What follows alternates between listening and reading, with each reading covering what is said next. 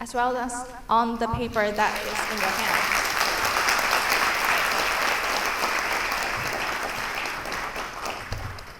And for our friends from the press, we have a press event with Mr. Yo later on in room 201 at 12:30. With that, I'd like to introduce the Asia Pacific Forward Forum organizer and our moderator for today's event, Professor Guan Zhongmin. Professor Guan is an economist specializes in econometric theory and empirical research. From 2012 to 2015, he has been appointed to several ministerial positions in the Executive Yuan. Professor Guan was elected president of the National Taiwan University in 2018 and began serving his term in 2019. Please join me in welcoming Professor Guan to the stage.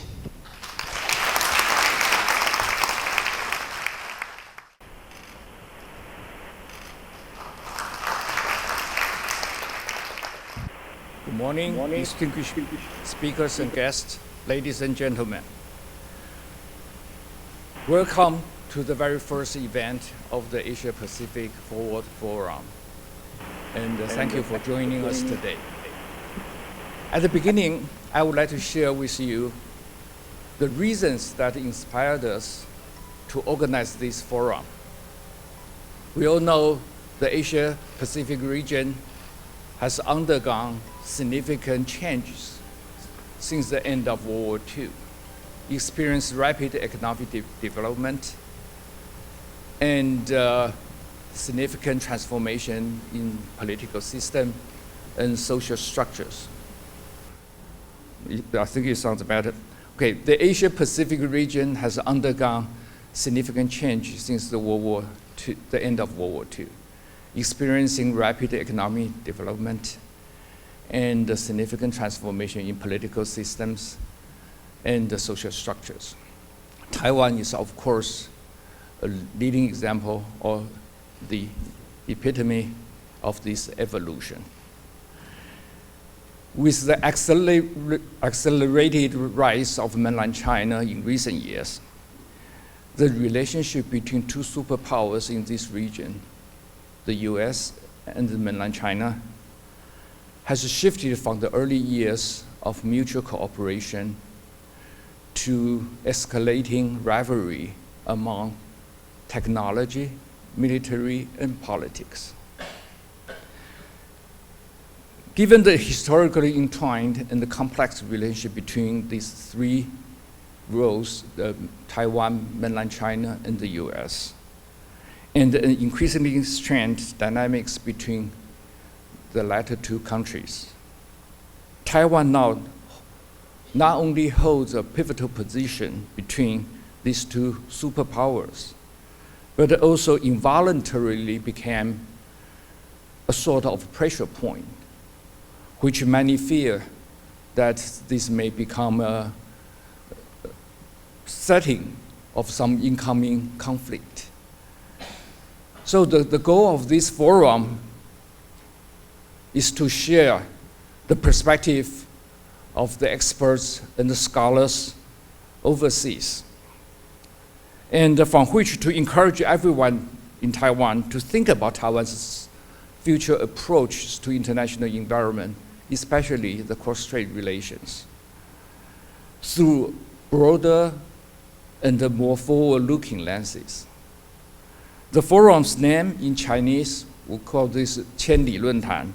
So the name in Chinese intentionally translates to 1,000 miles, signifies that only by rising above and beyond our preconceived notions can we see a more long-term and sustainable future. Like we learned, 欲穷千里目, 我们不要更上一层楼. So the forum is a collaborative initiative created by徐宗懋先生and myself. We are very honored to have Mr. George Ye,杨荣文先生as the forum's very first keynote speaker. And we are grateful for the panelists, the former minister, Mr. David Lin, 林永乐前部长, and also Professor Philip Xu, 徐斯勤教授。We especially want to thank the Fair Winds Foundation 长风文教基金会董事长江宜桦先生也在座。KTD Foundation for Development of Science and Technology 李国鼎科技发展基金会董事长王博元也在这里，谢谢。And the Monty J Science and Technology Association of Taiwan 台湾玉山科技协会。协会的理事长他今天因为有事没有办法亲自出席。We thank those organizations for co-hosting this forum. Last but not least, we also thank MaiCoin, 徐宗懋图文馆 and the Association of Foreign Relations, 的对外关系协会 and the National Taiwan University Creator Center for co-hosting this forum. Without their support, this event would not have been possible. Thank you again, everyone, for your attendance and participation. And we wish today's forum to be a great success and providing with valuable insights. Thank you very much.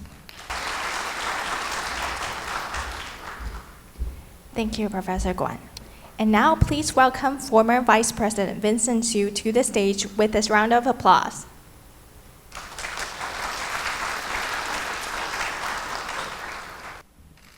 Guest speaker, Mr. Joe and Mrs. Hsu, distinguished guests from Singapore, 马总统，各位贵宾，各位好朋友，大家早安，大家好 ，Good morning。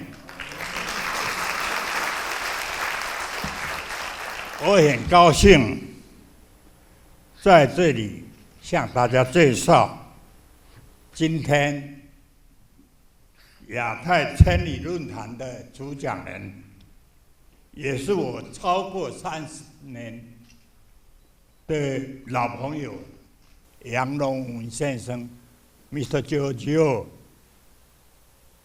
George 拥有丰富的而精彩的学经历。也是新加坡著名的外交家与政治家。他在英国剑桥大学及美国哈佛大学取得学术及硕士学位，并且从新加坡武装部队开始了他的政府服务的生涯，曾经担任过新加坡武装部队参谋长，并且兼联合行动及策划师长。就随后当选国会议员，并且先后被委任为各个部会的政务部长及部长。政务部长就是 political minister。那么他在2004到2011年，担任新加坡的外交部长期间，表现特别的优异，而受人所注目。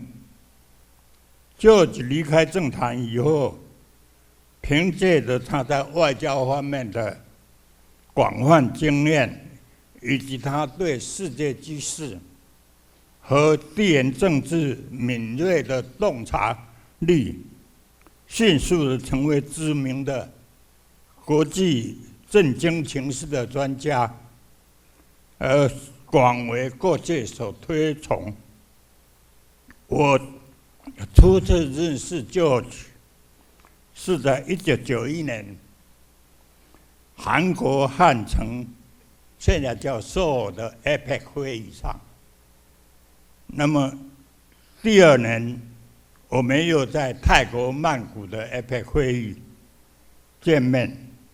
记得会议的第一天，由于George他的巧妙的安排，让我也跟中国的会议中的代表李南清先生并邻而坐。当时大陆跟我们都在争取加入 GATT， 也就是后来的 WTO 的前身，所以我们的话题自然就环绕着贸易谈判。我记得当时李南清先生问我要怎么样做好贸易谈判，我强调一定要找一个相关贸易的专才，才能够跟谈判对手 speaking the same language。后来中国大陆呢，果然这世贸的谈判工作就从外交部转到具有多年经贸工作的经贸部的副部长龙永图先生负责。我因此呢，也跟李南清先生就建立了友谊。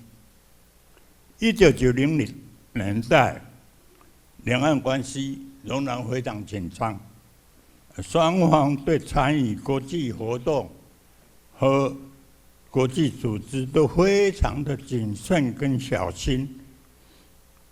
然而，当时我和李南清先生谈话时，我们双方都很自然，而且坦诚。或许是因为当时建立了一些的互信，中国大陆呢，并没有在我们争取 WTO 的过程中刻意的杯葛，双方也就分别在2001年底和2002年初都成为 WTO 的会员。这个故事总是提醒我，先放下成见，相互沟通，才能够建立互信，也才可能为未来找到新的机会、新的出路。今天George将阐述他对两岸关系的看法跟建议。两岸关系无疑是台湾现在最敏感，也是民众最关心的议题。然而，许多人在讨论和深思两岸关系的时候，都往往又以成见，没有办法摆脱过去特定的思维的框线，以至于大家都针锋相对，机不相能。这样的争执实在无助于我们思考两岸关系的应对之道。我诚挚的盼望George今天的演讲能带给我们不一样的观点跟启发，如同刚刚管校长他在致辞中所说的，不一样的观点将有助于我们跳脱目前既有思维的羁绊，从不同的角度和不同的高度，重新来审视台湾如何走向更长远的未来。我再度的欢迎George不远千里来到千里论坛。George, stage is yours. Thank you.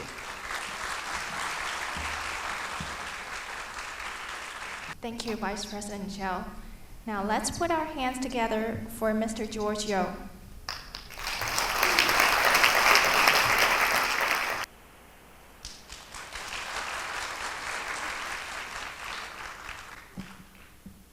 Distinguished guests, dear friends, ladies and gentlemen.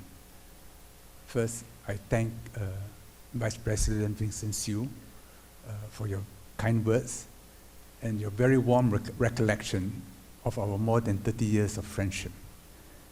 I'm particularly honored by the presence of President Ma, whom I had the pleasure and honor of hosting to dinner in my home and at a bak kut teh stall in Singapore, which unfortunately closed down at the end of July. And in that bak kut teh stall, are pictures of me with President Ma. And I was very nostalgic, so I took pictures of myself against that picture, knowing that the store will be closed. I'm delighted to be here today, and I want to thank Dr. Kuan, Shisong for arranging this visit for me to Taiwan. I'm so happy to be back. I want to thank the organizations, the university, and other, and the foundations, of course, for sponsoring this organization and arranging, making all the fine arrangements. I first came to Taiwan in 1976. I had just graduated in England, gone over to the US to train in the US Army for 3 months as a signals officer. Then I went to Hawaii. I decided I wanted to visit Taiwan. On our passports, we were not allowed to visit Taiwan or Talu. But the Taiwan consulate in Honolulu made special arrangements to put the visa on a separate piece of paper. So I applied for the visa, and my arrival in Taiwan was a little uncomfortable because the customs were very strict. There was a little box which I used to keep little things. The customs official took it up and said, "This is from China," and threw it away. I was quite stunned. And in fact, in my suitcase, I had the collected works in 4 volumes of Mao Zedong with the covers torn out because I was afraid of Singapore authorities. Then I thought, wow, if the Taiwan customs official had seen the works of Mao Zedong, I would have been, I think, caught up for a friendly conversation. So I was a little rattled my first visit. You see, my mother was from Shantou. She married my father when she was at the age of 19. And she had always told me that Taiwan is a part of China. And the only reason why it was separate was because of the Americans. Now, she was not pro-communist because the family suffered a lot because of the overseas Chinese connection. But she was always loyal to the idea of China till she died. So I came with a certain baggage in my mind. And I had a relative here who invited me to dinner. And they were high KMT officials. I don't know who they were. And I didn't quite like the way, when the waitress spilled something on one of them, their reaction. I said, oh, this is a little too strong, I think. I think at that time, Taiwan society was quite repressive. It was the first stage of economic development. And many Westerners considered Lee Kuan Yew also to be quite repressive. And looking back, yes, he was. Because without law and order, you can't create the conditions for development. Then I went back to work in the army. A year later, I came back to Taiwan for training in Hengchun. And it was incredible because Taiwan gave us such incredible facilities. We wore ROC uniform without the ranks, without the badges. The entire camp was vacated for our use. And Sin Kwang Pu Ping trained all over Taiwan, conducting live firing. I learned that Lee Kuan Yew had a very close relationship with Jiang Jingguo. Jiang Jingguo treated him as a younger brother, 13 years older than Lee Kuan Yew. And I think, without saying so, wanted a Chinese majority Singapore to succeed. And to succeed, we had to pick up the gun. To pick up the gun, we had to learn how to use the gun. We needed training areas. And Taiwan, in those critical years when we were most vulnerable, provided us the training areas. Which is why Singapore will never forget Taiwan's contribution to our independence. I remember one year at the Chinese New Year gathering for grassroots leaders in Singapore. There was no media publicity. And Lee Kuan Yew gave a speech. He said, "The mainland considers me an old friend, but Taiwan is an older friend." But in his interaction with Chiang Ching-kuo, he made clear that one day Singapore will recognize Beijing. And when that day happened, the ROC flag, the ROC crest in Singapore would have to come down. So when we established diplomatic relations with China in 1990, there was no issue because there was never any false expectation. Chiang Ching-kuo was getting old, and Lee Kuan Yew was briefing us in cabinet that he was already going to dismantle martial law. Taiwan would enter a new phase of development, and Singapore ministers would have to know new Taiwan leaders. I also remember him saying that regardless whether or not we had diplomatic relations with China, he would have to come to Taiwan for Chiang Ching-kuo's funeral, which he did. I was in the army, then was posted to the Air Force. My first boss in the Air Force was an ROC Air Force pilot, Fu Chun-hsien. I think he was a one-star general in Taiwan, but because in Singapore we all had low ranks, so he became a lieutenant colonel. A wonderful person from Shantung. And I learned so much from him, not only about the Air Force, but also about China and Taiwan society. He was famous because he was the first ROC fighter pilot to shoot down a mainland MiG with a sidewinder. So I think the mainland had his records. So one day he told me, "I'm going to China, to Dalu, to Shantung." Singapore at that time had no diplomatic relations with China, but they had an office in Singapore. So he went to the office in Singapore with his Singapore passport and asked for a permit to enter China, feeling a little anxious. But in fact, the Chinese knew his complete background and said, "Look, is there anything we can do for you when you visit your Lao Jia Xiang?" He said, "Oh, no need, not necessary." And he had a very good visit, and after that he went back repeatedly. And a few years ago, he died in Los Angeles. And I sent online my message of condolence to my old boss. Then I became Director of Joint Operations and Planning. And then I came to Taiwan as a senior officer, and I met many Taiwan generals and drank a lot of Gao Liang Jiu. And I learned one thing, that the higher the rank, the better the quality. And the less a hangover. But it was for me a glimpse into an old China, where many of the officers were from Shantung and very warm people. When I became a minister,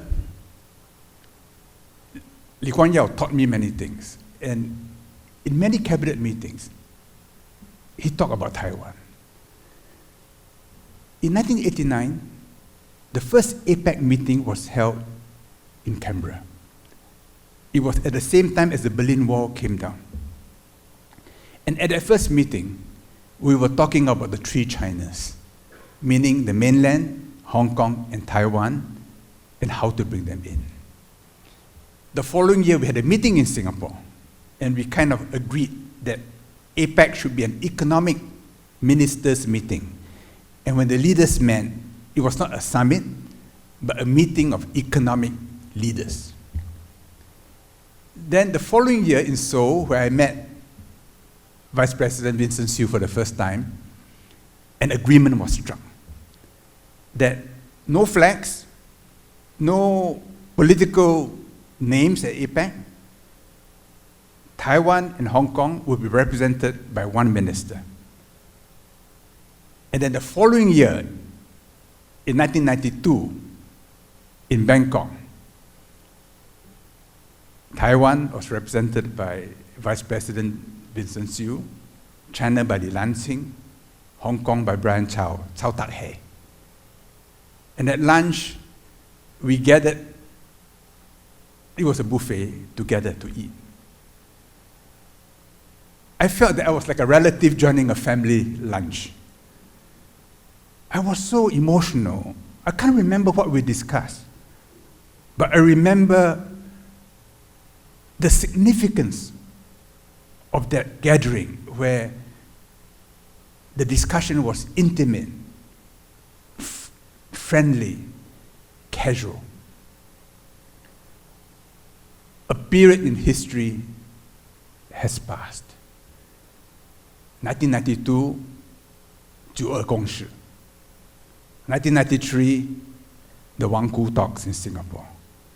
Now, Singapore was not involved in mediating the two sides. Singapore only provided tables and chairs.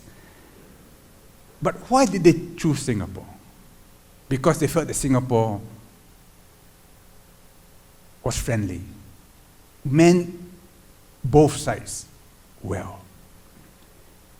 And I was involved in preserving Wang Qingyuan, which Sun Zhongshan先生had stayed in many times, where some of the uprisings against the Qing dynasty was organized.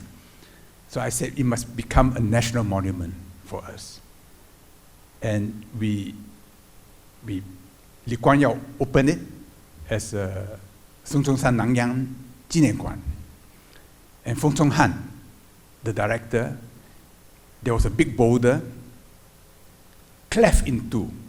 On one side, the calligraphy by Gu Zhenfu, the other side, the calligraphy by Wang Taohan, expressing the hope that one day the boulder will come together again.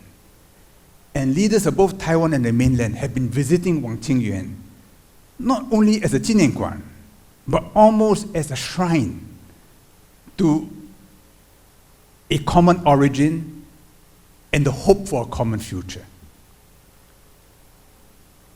When I became Trade Minister in 1999, negotiations were already going on for both the mainland and Taiwan to join the WTO as customs territories.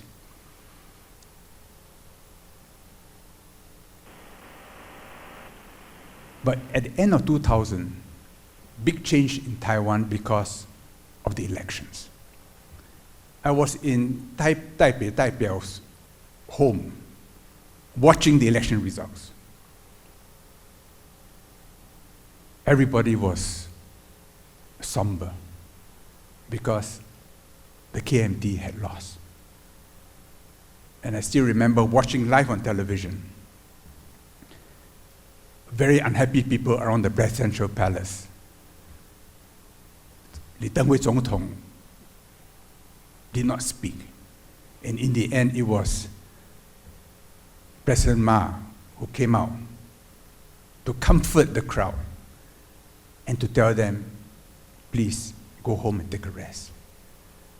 I was so, President Ma, that night when I watched you, I was so moved. I said, leadership is expressed in such moments, not when times are calm and things are easy. And at that critical moment, which you could not have planned for, you did the right thing and you were able to maintain the peace in Taipei.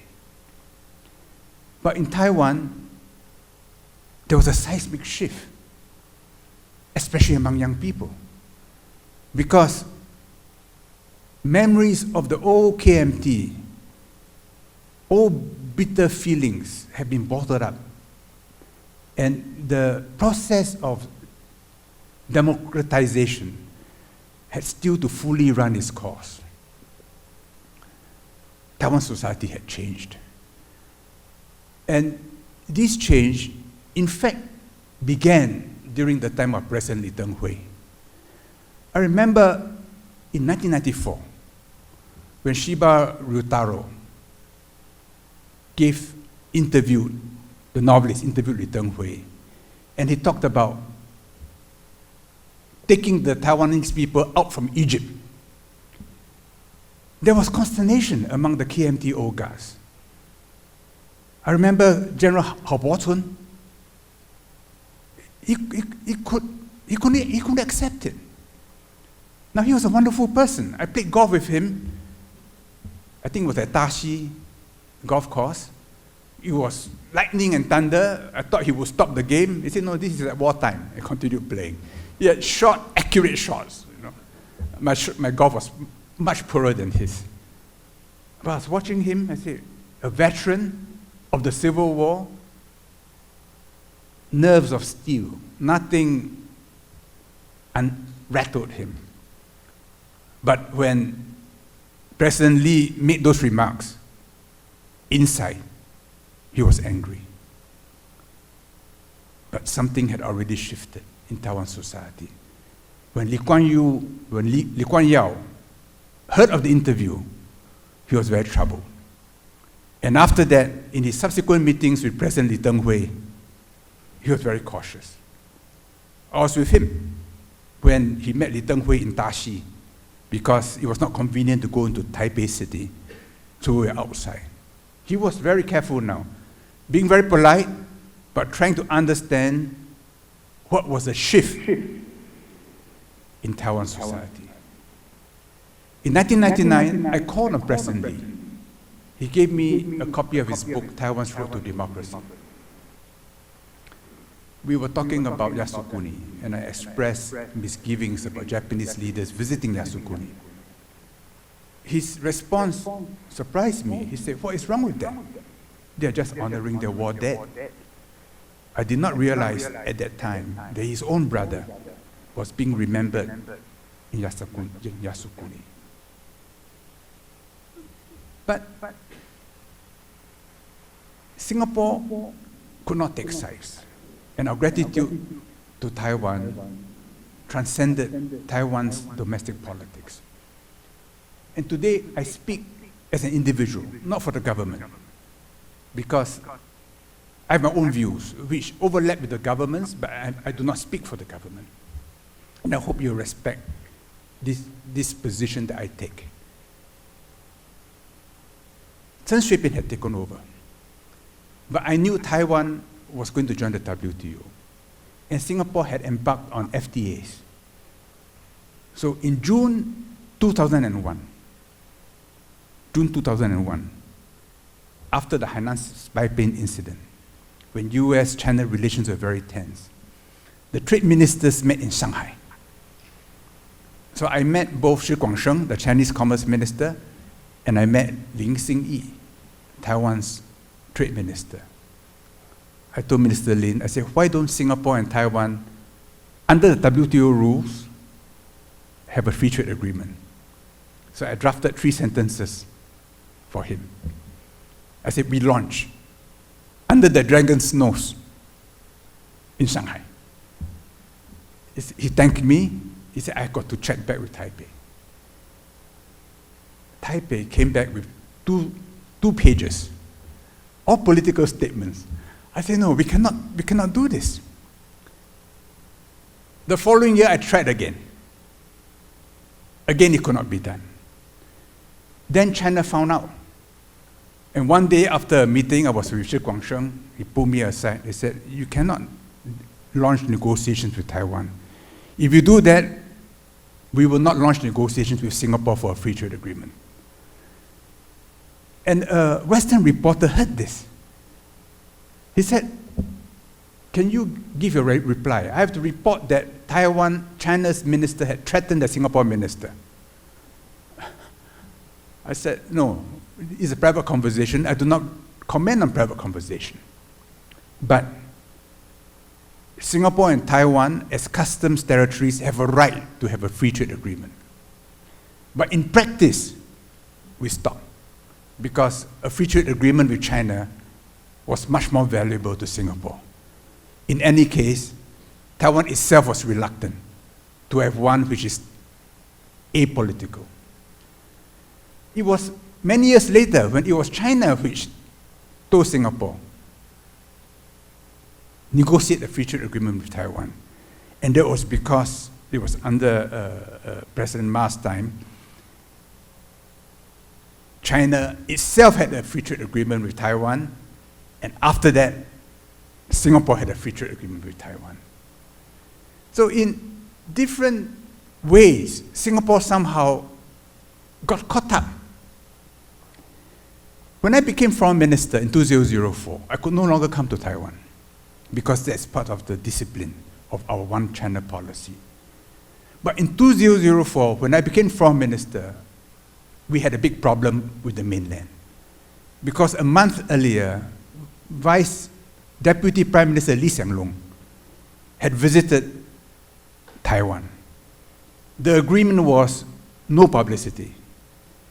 But in Taiwan, all the newspapers and television stations made it headline news. And this went on for 2-3 days. So Dalu was very angry because their position was being undermined by Singapore. And suddenly our relations with Dalu went below 0 degrees. And this was the first issue I had to deal with as foreign minister. It was a very bad time for me because my youngest son had just had a second relapse of his leukemia and needed a bone marrow transplant. And even with a bone marrow transplant, the chance of him surviving would be less than 10%. So among his siblings, there was no match. In Singapore, there was no match. In Hong Kong, there was no match. Finally, through Tzu Chi Foundation in Taiwan, we found a match. And that saved him. They were in Memphis for the bone marrow transplant. I went to give my speech at UN General Assembly, where I reaffirmed Singapore's one China policy, because I was going to meet Li Zhaoxing, the Chinese foreign minister, in New York. Taiwan diplomats in New York were very unhappy with me. They felt that I should not have said that at the UN General Assembly. And I was severely criticized by Taiwan. My reply was, I'm very sad about this. Our people-to-people relations remain very good. I could not say at the time that it was Taiwan which was helping to save my son, because the bone marrow, which was taken from the donor, had to clear customs without being x-rayed. And Taiwan's foreign ministry facilitated everything. So this time when I came, the first thing we did when we landed was to go to Hualien to call on Zheng Yan Shangren. And she was so happy to see my son Freddie, who is here today, who's now 29 years old and graduated as a doctor.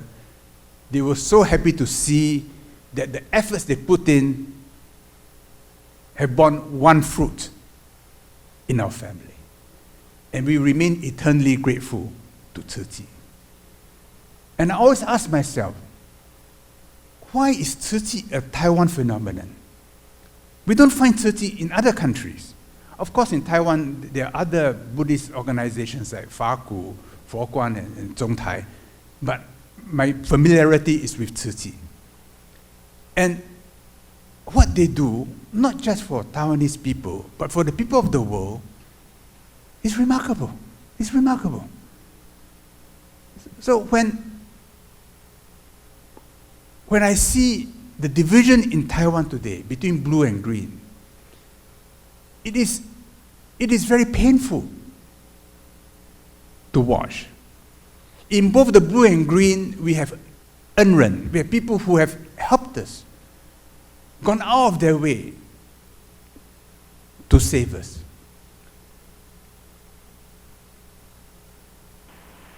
I cannot believe that Taiwanese are not Chinese. I mean, when I come to Taiwan, it reminds me so much of a China that has attenuated after 49. And therefore, a China that is closer to the China that we know in Singapore that I saw in my own parents and relatives. This year, on the third day of the third month, I do Tai Chi. My Tai Chi master said, okay, everybody should now buy Xuan Di, the Wutang Tai Chi master who is our patron saint. And I remember one year we went to Yilan, we went to Sanqing Miao to practice Tai Chi. And that's the mother temple of all the Taoist temples in Taiwan. And at the level of ordinary people, whether it is Chinese New Year, the 7th month, Zhongqiu, the same celebrations. The division is at a political level, not at the cultural or at the civilizational level. Yesterday, I had a meeting with young employees of MaiCoin, and one of them said, I'm Taiwanese. I don't feel I'm Chinese. I can understand why he said that, because he was expressing a political feeling. To be Chinese is not to be a citizen of the PRC. But when they say they cannot accept being called a Chinese because they see in it a political danger, they may be absorbed into the mainland. That I can understand. And if I were a young Taiwanese, I may feel the same way. Lee Kuan Yew once said, between China and Taiwan, we say Qianli. It's like a long journey. The Americans do not want the two to ever come together, to continue on parallel paths forever. That would be the American preferred position, because then Taiwan will never be an unsinkable aircraft carrier for the mainland. Then Taiwan is an additional piece they can use in a great game. That is the American position. Then for the mainland, Lee Kuan Yew said, of course they want the two paths to come together, today if possible.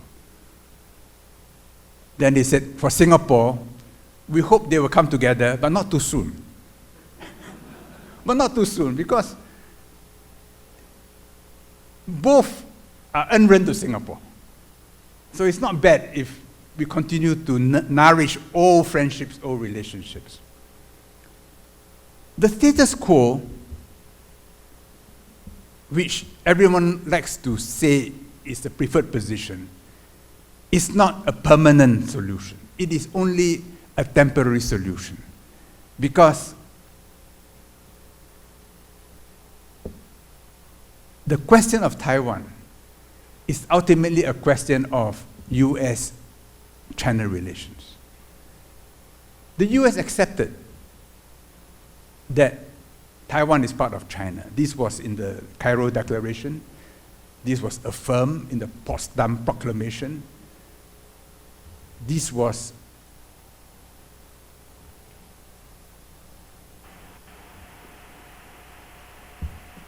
the position the US took during the Civil War. So the US helped the Taiwanese Navy occupy islands in the South China Sea.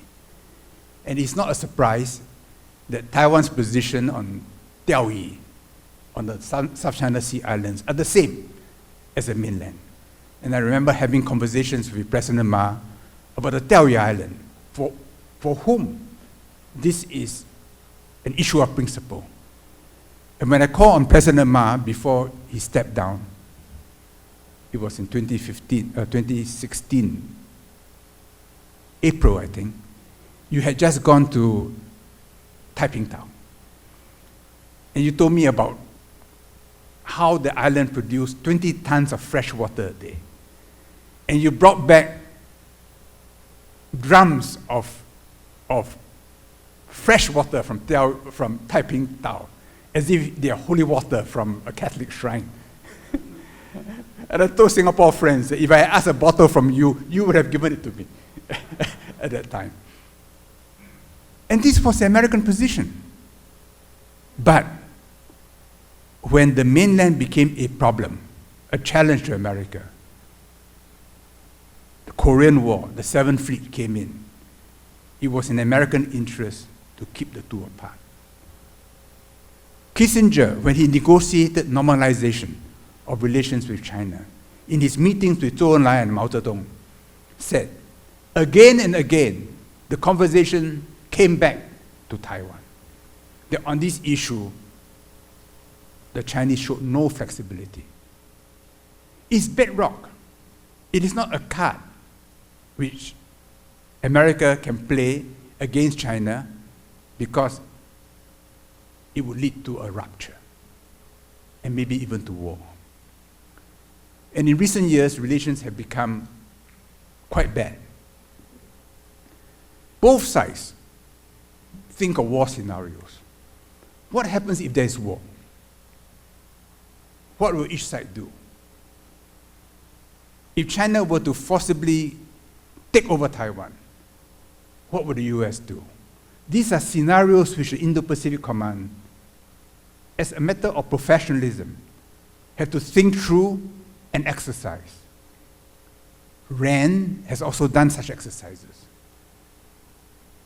I think the US have come to the conclusion that if it's a conventional war, there is no certainty of winning. In fact, there's a good chance that they may lose. Because China now has hypersonic missiles. We can travel maybe 2,000-3,000 kilometers to hit US aircraft carriers, which means that aircraft carriers have to stay away and cannot intervene in Taiwan. So for the Americans,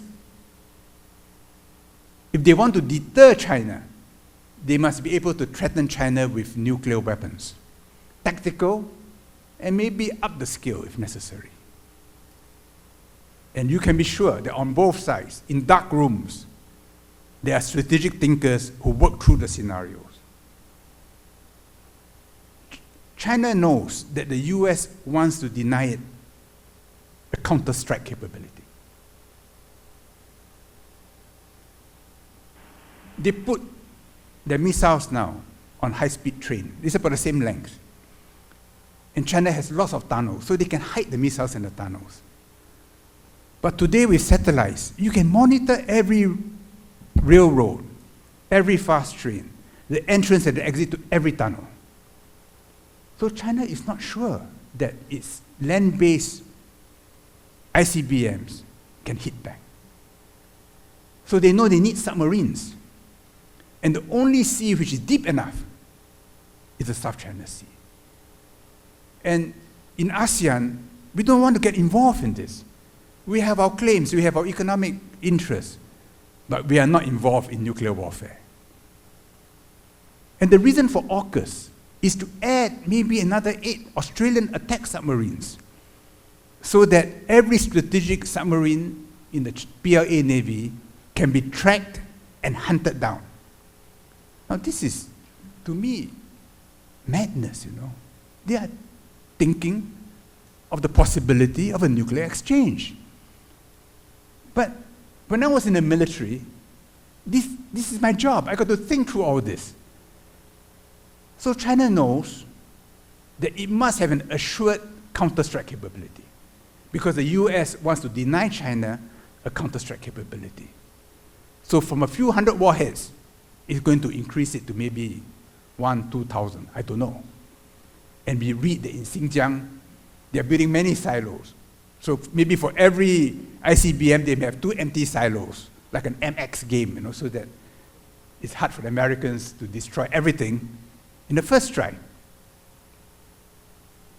Now, if I were Taiwanese, think about this. In 10 years' time, China will have almost a certain counter-strike capability against the US. So at a conventional level, they may not prevail. At the nuclear level, the risks are too high. At that point, the pressure on Taiwan, political, military, economic pressure, is bound to grow. So therefore, the status quo is a ticking bomb. To say, keep the status quo, is to say, let it tick. It will not tick forever. In 10 years' time, you'll be ticking much faster. Lee Kuan Yew had always taken the position that it is better for Taiwan to negotiate with the mainland earlier rather than later. Because the longer you wait, the weaker your relative negotiating position. But of course, there are Taiwanese who believe that maybe if you wait long enough, something will happen to the mainland.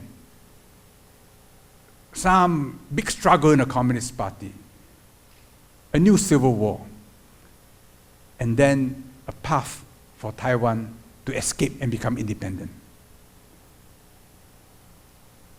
Li Teng-hui said, take Taiwan out from Egypt. Well, maybe one day the Red Sea will open. But you cannot base policy on such a possibility. It's too dangerous. It may happen, but it's not a high chance. And policy cannot be based on that. So, from me watching this, with some emotion, but not with the emotion of a Taiwanese, I say, no, better to negotiate now. Which was why we had the 九二共识, which was why we had the free trade agreement under President Ma. And there's this view that President Xi Jinping can't wait to invade Taiwan for his legacy. This, to me, is not consistent with what he did in 2015. When in Singapore, President Xi met President Ma over dinner at the Shangri-La. At that time, I was with the Kuan group. So I asked one of the Kuoks, I said, who paid for the bill? She told me 50-50, down to the last cent. I remember President Ma brought Jingmen Gaoliang, and President Xi, of course, brought Guizhou Mao Tai. You know. I think both are equally good, equally strong. And the words spoken that evening was so moving. I mean, I'm not from Taiwan, not from mainland, but I'm ethnic Chinese. And I was really moved by those words. And I remember talking to Robert Kwok about it. He too was moved by those words. And moved by the symbolism of that meeting, where both sides transcended politics. They addressed each other as Sen Sheng. Not Mr. Mr. is the low-level way of addressing. Sen Sheng is the highest level of addressing each other. In other words, the key is to go up, not to go down. But at that time, President Mao was already stepping down. And everyone knew that it was likely that Tsai Ing-wen would become president. With Vice President Vincent Hsu's help, I called on Tsai Ing-wen after she was elected, before she was sworn in. She said that China did not have a positive attitude. I told her, I said, in Singapore, Xi Jinping had opened the road for you. She did not respond to me, but she knew what I meant. But I knew that she could not take that road, because that road requires her to accept a one China consensus, and she could not take it. In the DPP constitution, it says our goal is an independent republic of Taiwan. Even though both Chen Shui-bian and Tsai Ing-wen swore on the 民国宪法 of one China. So this is something which is very wrenching for green Taiwanese. They know that there is a road, but that road means that there could be a threat, because one China may mean one PRC, equal lemchi. So they say no. The alternative is a dead end and tragedy, not just for Taiwan and the mainland, but I think for Singapore and for the entire region, for the world, if there's war between China and the US. This road is not a superhighway, but it's not a bad road. And one China, the PRC did not say one PRC policy, it says one China. It did not say when. It says 什么都可以谈. You can discuss everything. So when Zhu Lilun, whom I had dinner with last night, he was in America. He said there is no consensus on the one China consensus, on the 九二共识. He said, I was just using the words of Ku Zhenfu. Ambiguity is the key to the future. I mean, in Tai Chi, I do Tai Chi for 15 years. In Tao Te Ching, the second line, 名可名,非常名. If you define it too much, it disappears. So ambiguity is necessary. The mainland will accept some ambiguity. Taiwan should accept some ambiguity. The problem is the DPP constitution.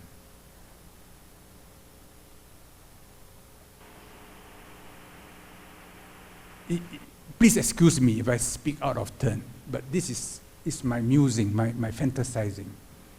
Maybe it is possible for the two sides to agree to some kind of a Chinese Commonwealth.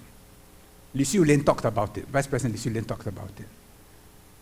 I wrote it in English, so I was told in Taiwan, translated as Bang Lian, not Lian Ban. Because Lian Ban has got other connotations, there are too many other references.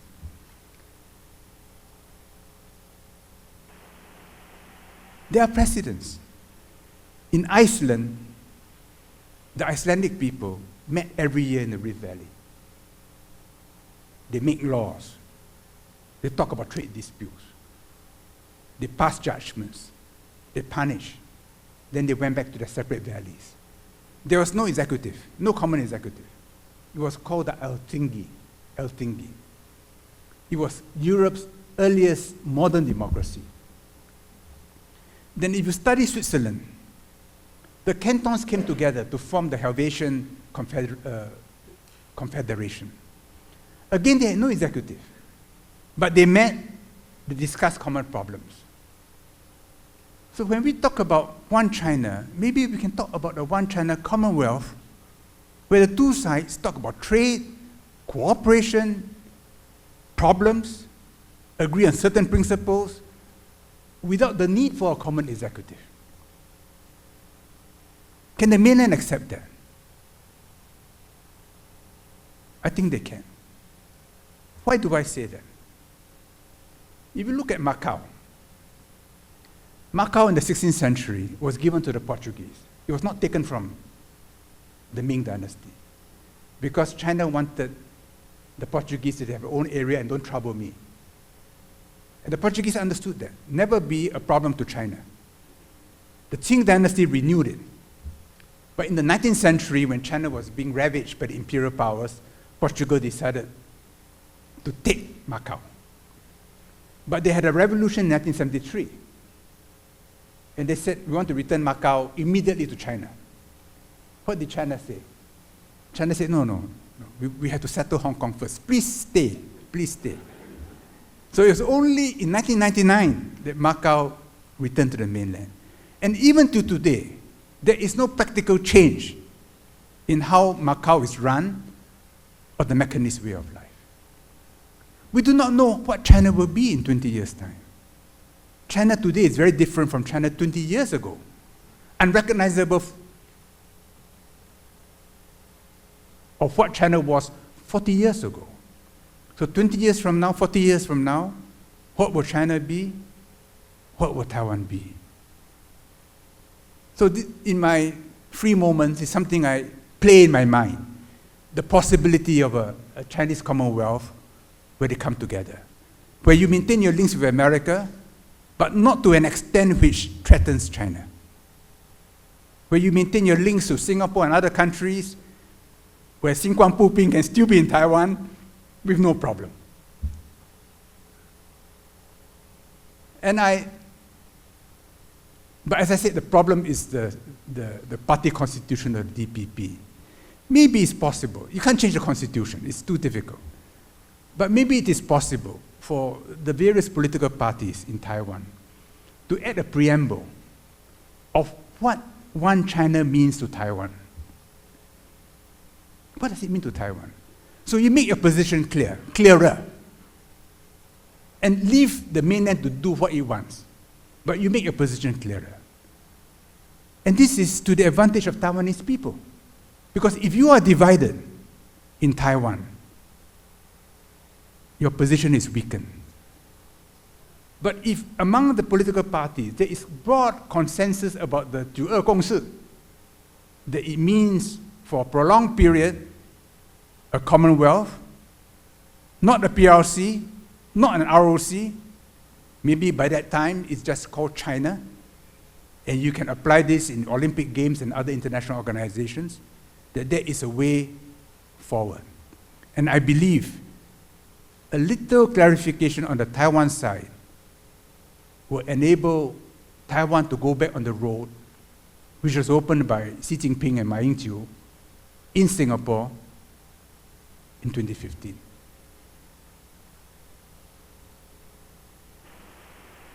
It will only work if Taiwan is valuable to the mainland. What makes Taiwan valuable to the mainland? Why do Singaporeans and Hong Kongers and others like to visit Taiwan? It's a great physical beauty. The people are very cultured. The food is excellent. There is a common courtesy among young and old, even to foreigners. And there is a cosmopolitan feel to it. You're an American, a Japanese, you come to Taiwan, you feel, yes, you're comfortable. You may have some difficulty here and there, but basically it's an international society. You know, because Taiwan politically is in a very constrained position and getting more and more constricted, there is almost a psychological sublimation of Taiwan, which has enabled it to excel in other areas. I talk about Tzu Chi. I think Tzu Chi and the other Buddhist organizations are Taiwan's response to what it could not express at a political level. And so it finds expression at a higher spiritual level by helping the world. And we ourselves are beneficiaries of this. China has not got a Tzu Chi. Singapore has not got a Tzu Chi. No other country has a Tzu Chi. Why? Is it in Chinese history? Not really.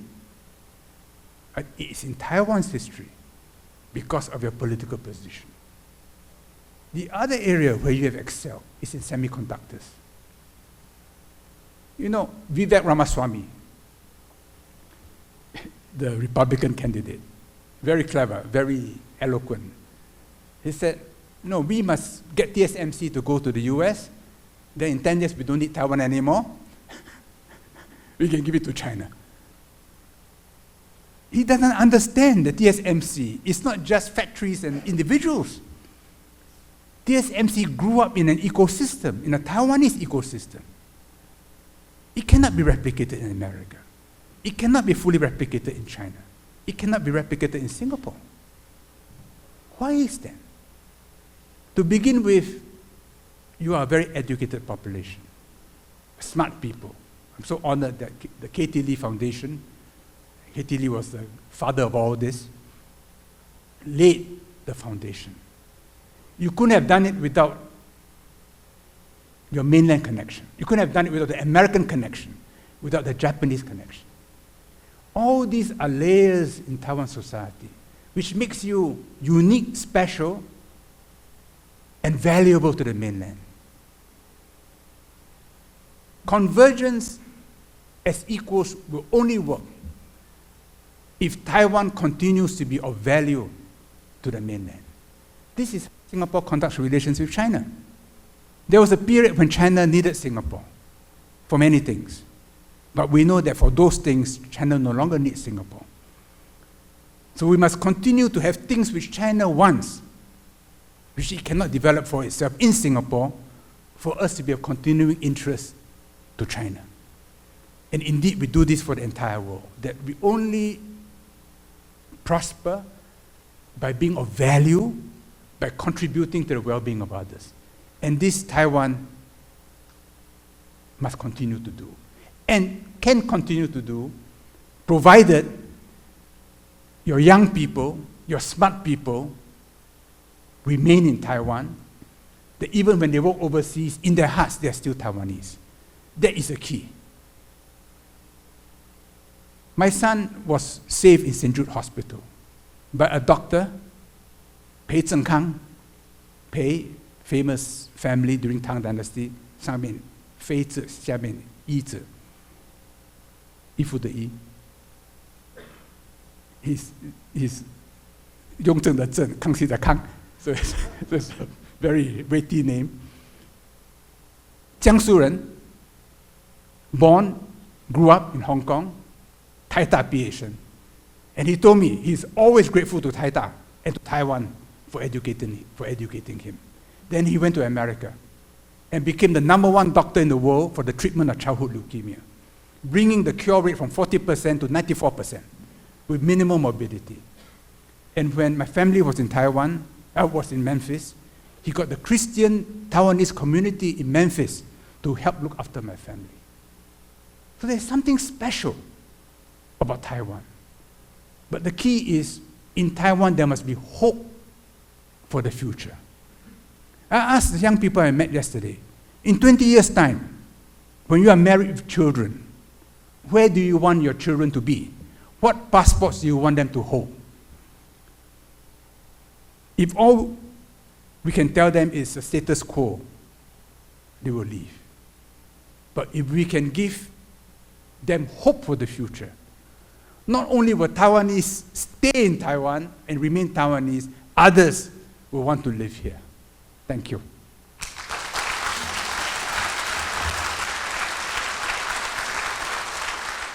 The first one is from Louis. Do you think that while the 1992 consensus may promote cross-strait communications, it will seriously undermine ROC's sovereignty? This is the tail end of a long civil war. Yesterday, I was at the Grand Hotel.徐宗懋brought us there to see the old photographs. This was an epic drama, the fight between Mao Zedong and Jiang Jieshi.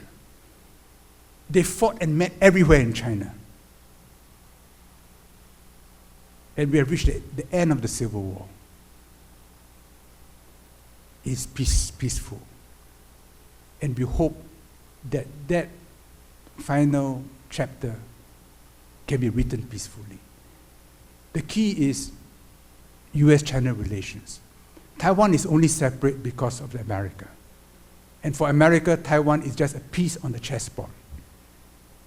We ask ourselves, the relative power of China and the US 10 years ago, of China and the US today, of China and the US 10 years from now, 20 years from now. There was a time when US GIs were in the streets of Taipei, not that long ago. the US will not be able to maintain the same relative position. And as China goes stronger, that final chapter will have to close. And we have second question from Thomas Hu. How should we promote the idea that PRC can be a loyal opposition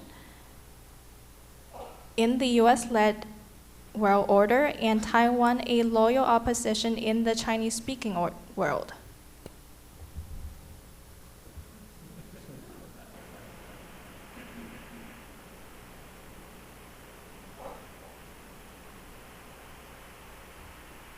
I find it a bit difficult to fit my thinking into those categories in the question. I don't think it's a good idea to talk about opposition. US-China relations are very important for the entire world. If there is a conflict between them, it will destroy the world. So all of us should be working towards harmony. And between the mainland and Taiwan, we should work towards harmony. Because without harmony, there's no hope for the future.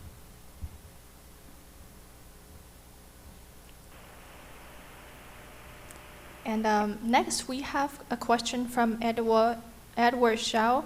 And sorry, Edward, I translated your question for you. At a time when the world is following the footsteps of the United States and hyping up China's invasion of Taiwan, do you think China would rather adopt peaceful reunification in the future than use force to resolve the conflict? No, China, of course, wants peaceful reunification. It wants Taiwan as an asset, as a precious heirloom with wonderful properties, wonderful value. That's what China would want. I was watching Da Qing Fu, the 72-part series about the Qing dynasty and unification of China, and how Qin Shi Huang wanted the Jiu Ding, but it disappeared. He wanted to take it by force, so it disappeared. Taiwan, to me, is a precious thing. And it should take its rightful place. It should not disappear. It should not be damaged.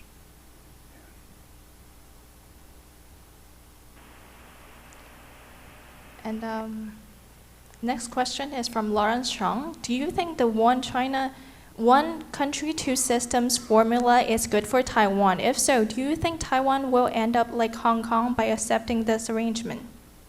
Oh, no.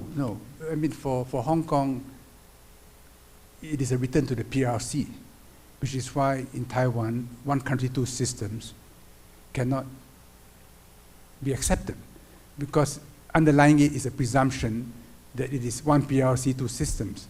So this cannot be acceptable to the ROC. As I said, this is still part of the Civil War. So the ROC has its own history, its own beliefs, its own philosophy, its own claims. And in the end, you either have a hostile acquisition, which would be a disaster for everybody, or you have a peaceful merger of equals. And that, to me, is achievable, because both sides will benefit from it. And not just for Taiwanese, I think it's of great value to the mainland. I mean, you can't say it, but there's a lot that the mainland can learn from Taiwan. I mean, someone spoke about the healthcare system in Taiwan, about how people treat one another, about the respect for the environment. No, the hills here are so wonderfully cladded. In agriculture, Taiwan has done so much. No, the mainland has since caught up. But you've maintained an organic way of life, which if you can replicate, let us say, 70 times on the mainland, can you imagine what a remarkable place the mainland will be if, to varying degrees, they're all a little like Taiwan on the mainland. And I believe the mainlanders who come to Taiwan, they know this. There are political problems with Japan. Part of it is because of the period of Japanese rule.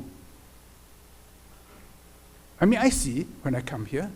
I mean, I have no sympathies for what the Japanese did, but regardless, as the British left things behind in Singapore, Japan has left things behind here, which has added to you. And the American influence in Taiwan is everywhere. You may not even be conscious, but it's added to you. But have you become non-Chinese? Of course not, because Chinese programming is profound, it's very deep. So you have become a hybrid, which is,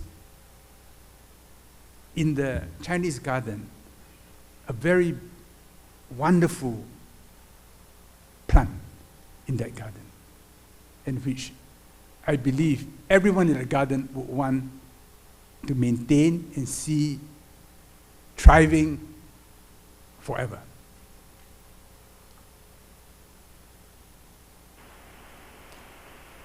And next question is from Sam Hong. What is the nature of conflict between mainland China and Taiwan when Taiwan poses no threat to China at all? No, China's hope, China's deep emotion is for reunification. And this is not just mainland Chinese. I would say that for my mother, I would say for me emotionally, it's important to see eventual reunification. Why? Because of the circumstances which separated Taiwan from the mainland. 甲午战争, the ravaging of the Chinese mainland, the humiliation of Chinese all over the world, not just on the mainland in Taiwan, but because they spat on China, they had no regard for it. 五四运动, when despite being part of victorious powers, it had no claim to Shantung, to German possessions in Shantung. That created a political awakening throughout the Nanyang. And many events in the Nanyang could be traced back to 五四, to the 新文化运动. So we are part of one larger civilization. So the idea of a Taiwan which is separate from mainland suggests that a historical problem has still not been resolved. But how it should be resolved is for creative minds on both sides to think through, respecting each other, respecting the history, seeing the common origins, and finding ways towards a common prosperous future. And I was quite, I think 1996, I accompanied Lee Kuan Yew to Ningpo, and they brought us to Fenghua to see Chiang Kai-shek's old hometown. And he reminded me of his residence here. There's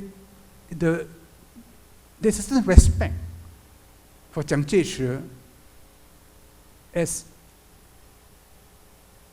protagonists in a civil war. And in Chinese history, when they talk about previous dynasties, yeah, they're protagonists, but they're all treated with respect. They all have their strengths and weaknesses. A certain judgment is formed, and it enters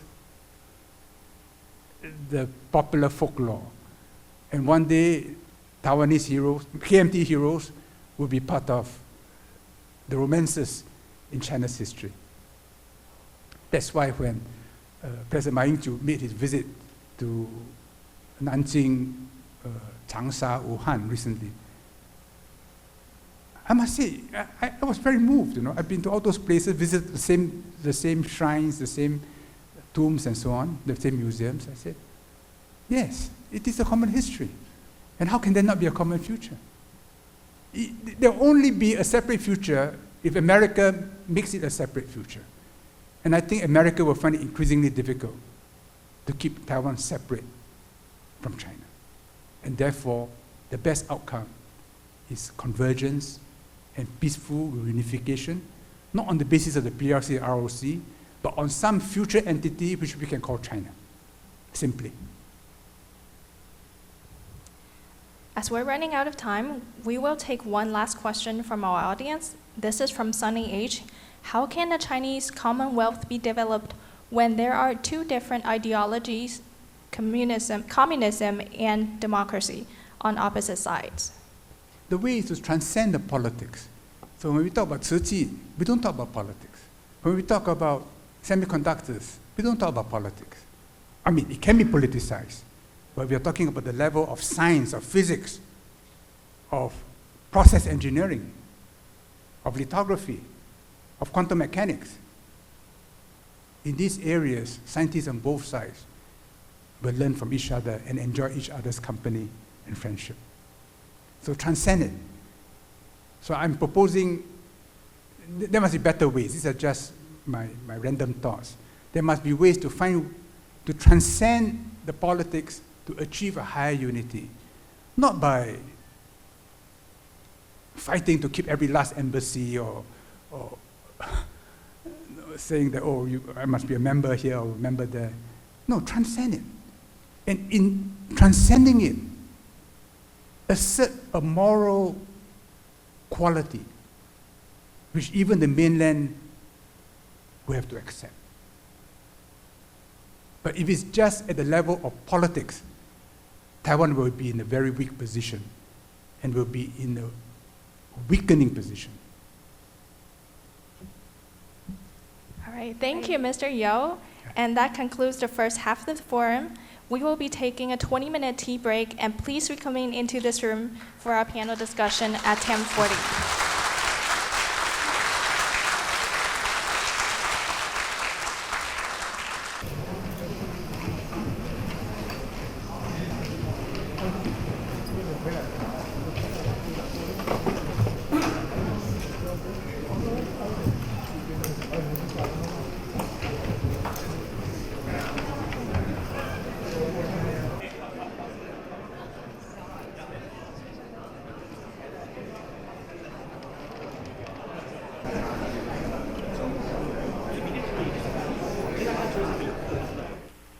Before we proceed with today's panel, it is my pleasure to introduce today's moderator, Professor Zhongmin Kuan, who is also the organizer of this forum.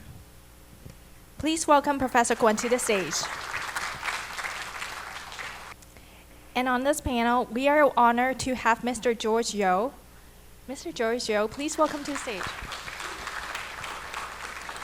Mr. Yo is the former Minister of Foreign Affairs of Singapore, and he is now a visiting scholar at the Lee Kuan Yew School of Public Policy at the National University of Singapore. And next, we welcome our panelist, Mr. David Lin, to the stage. Mr. David Lin, Lin永樂部長, is our former Minister of Foreign Affairs, who now serves as chairman of the Association of Foreign Relations. And finally, let's welcome Professor Philip Xu. Professor Xu teaches political science and serves as the director of the Center for China Studies at National Taiwan University.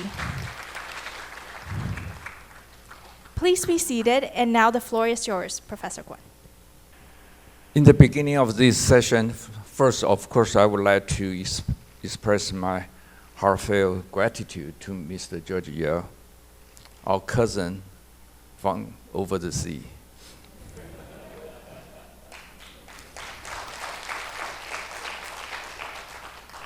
And thank George for sharing his experience and the connections with Taiwan, and also his insights on the complex cross-strait relations with us and between us and mainland China. George talked about different things, but I think there's one thing important that the message that George wants to convey in his speech is that he encouraged Taiwan to plan our future realistically, instead of relying on some utterly simplified beliefs. And I don't know, our audience may or may not agree George's points completely. But I think none of us can deny George speak in a very different way. He did not speak as a cold third party. He actually speaks from his bottom of his heart, as far as I can tell. And his speech filled with warmth, affection for Taiwan. this is something different from lots of different speech that I heard in the past years. So I must thank Georgia again for this wonderful and inspiring speech. And now I think we can start our discussion. Currently, numerous studies and poll data show that most Taiwanese support the status quo. And of course, George, in his speech, explained how difficult how the status quo can be interpreted and how the status quo could be maintained or not. But George seems to suggest that the current situation, the status quo, is unstable and transient. We all know that after the nationalist government moved to Taiwan in 1949, and there are already lots of military conflicts between us and mainland China in the beginning years. And during that time, I believe lots of people, including foreign observers, they will believe that that period of time is transient and unstable. But it has been almost 65 years since the second Taiwan Strait crisis in 1958. And also it has been almost 45 years since the PRC stopped regularly artillery gunfighting, shooting those artillery rounds onto Kinmen in 1979. So after long periods of time, without any further provocation, why can we think about such a long period of time is kind of already stable to some sense? Do we still consider these long periods of time transient and unstable? George? The period of peace bought Taiwan time to reform its own society, to educate its population, and to grow, and to become a global player. So you need peace to do all that. The status quo is not a time to relax and do nothing, because the clock is ticking. The status quo buys time to do things that need to be done in order to create hope for the future. If this time is wasted, it can lead to tragedy. So I'm always concerned when politicians talk about the status quo as if the status quo is a stable state. It is not a stable state. It is a transient, but it's a valuable transient to do things. Suppose there's no foreign intervention. For example, we all know the cross-strait relation become worse, especially in the last few years, partly because of the US and the mainland China contest. Without such confrontation, would this path of 5 or 6 decades be considered is already a state that are gradually converging to a steady state? The US is increasingly threatened by a rising China. China does not threaten the US militarily, but China threatens US dominance in the world. And because of this, US strategic preoccupation now is with trying to slow China down, contain China, pull down China if possible. So all of us are familiar with the chip war, which is going on, and the systematic effort done by whole departments in Washington to find ways to slow down China, to degrade China, if possible. Of course, whether they succeed or not depends on how China responds. So Taiwan is caught in this larger struggle. So the question for Taiwan is this: you cannot affect US-China relations, but you can decide how much you want to be used by America against China. If you decide that you want to be used by America against China in the hope that one day there is a chance the door opens and I rush out and become independent, then understand that there is a big risk involved. But I think it is better for ordinary people who only want peaceful lives for themselves and their children to say, look, don't drag me in. This is your fight. This is your fight. So you notice that how much Taiwan green leaders may want to push. They are limited by what the US allows them to do. So the US will not allow Taiwan to affect their game. But if you allow yourself to be used by the US, you will be used by the US when it's convenient for the US. And if it's no longer convenient for the US, Taiwan will be sacrificed, which was what happened in 1972. So I think if I were Taiwanese, I say, no.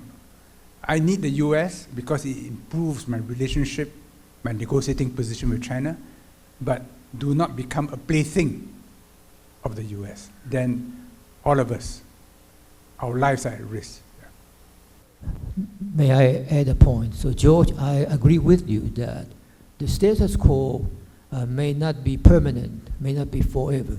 But at the same time, we have to define so what the status quo means for Taiwan. Actually, to me, the status quo means peace and stability, and also cooperation and development.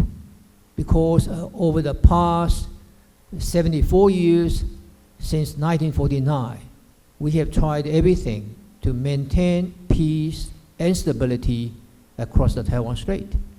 In fact, because of we maintain peace and stability in the Taiwan Strait and also in the region, so all countries, including mainland China, including ASEAN countries, including Japan and South Korea, can enjoy such sustainable growth and economic development.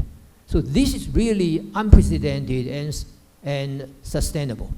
So we want to make sure that peace and stability can continue. At the same time, I also agree with you that the United States actually doesn't want to see Taiwan's unification with China.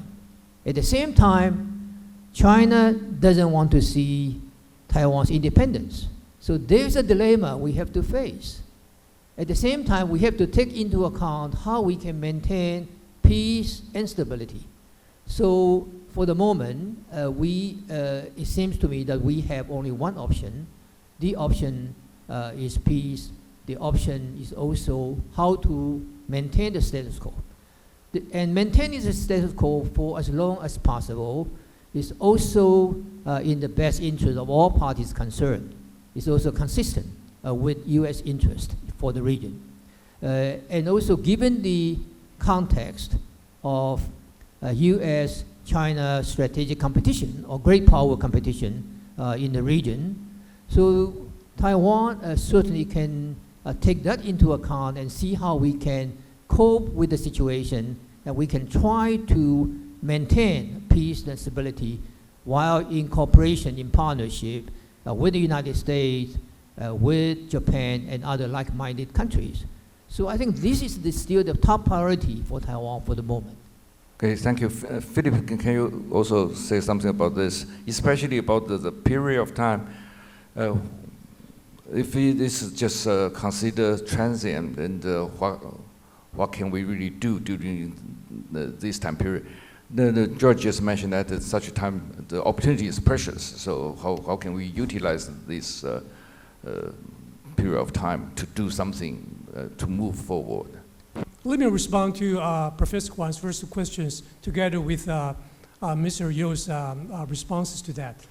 I agree that the U.S.-China hegemonic competition is one of the most important factors leading to cross-strait instability as well as the fluctuations in the trilateral relations between the U.S., Taiwan, and China.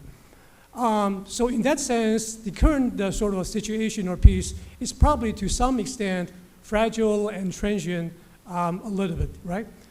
On the other hand, I guess we have to pay attention to the fact that it is also related, closely related, to Beijing's anxiety about Taiwan public opinion's increasing drifting away from the prospect of unification.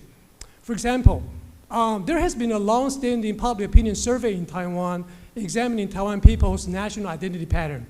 In that questions, over the past 2 decades or so, there's only one question and 3 options provided in the questions. The first is whether you identify yourself as a Taiwanese only. The second is that whether you identify yourself as a Chinese only. And the third one is whether you identify yourself both as a Taiwanese and a Chinese. Well, when this public opinion survey began about 3 decades ago, the relative majority, not absolute, but the relative majority was the dual identity, the third option, okay? Which I guess consisted with the mainstream public opinion in Taiwan preferring the maintenance of status quo. However, about 15 years ago, this began to change. The preference for exclusive Taiwanese identity, which is the first option I just mentioned, began to override the respondents favoring the third option. And this sort of changing reality, I guess, is transparent. It's a transparent information for Beijing.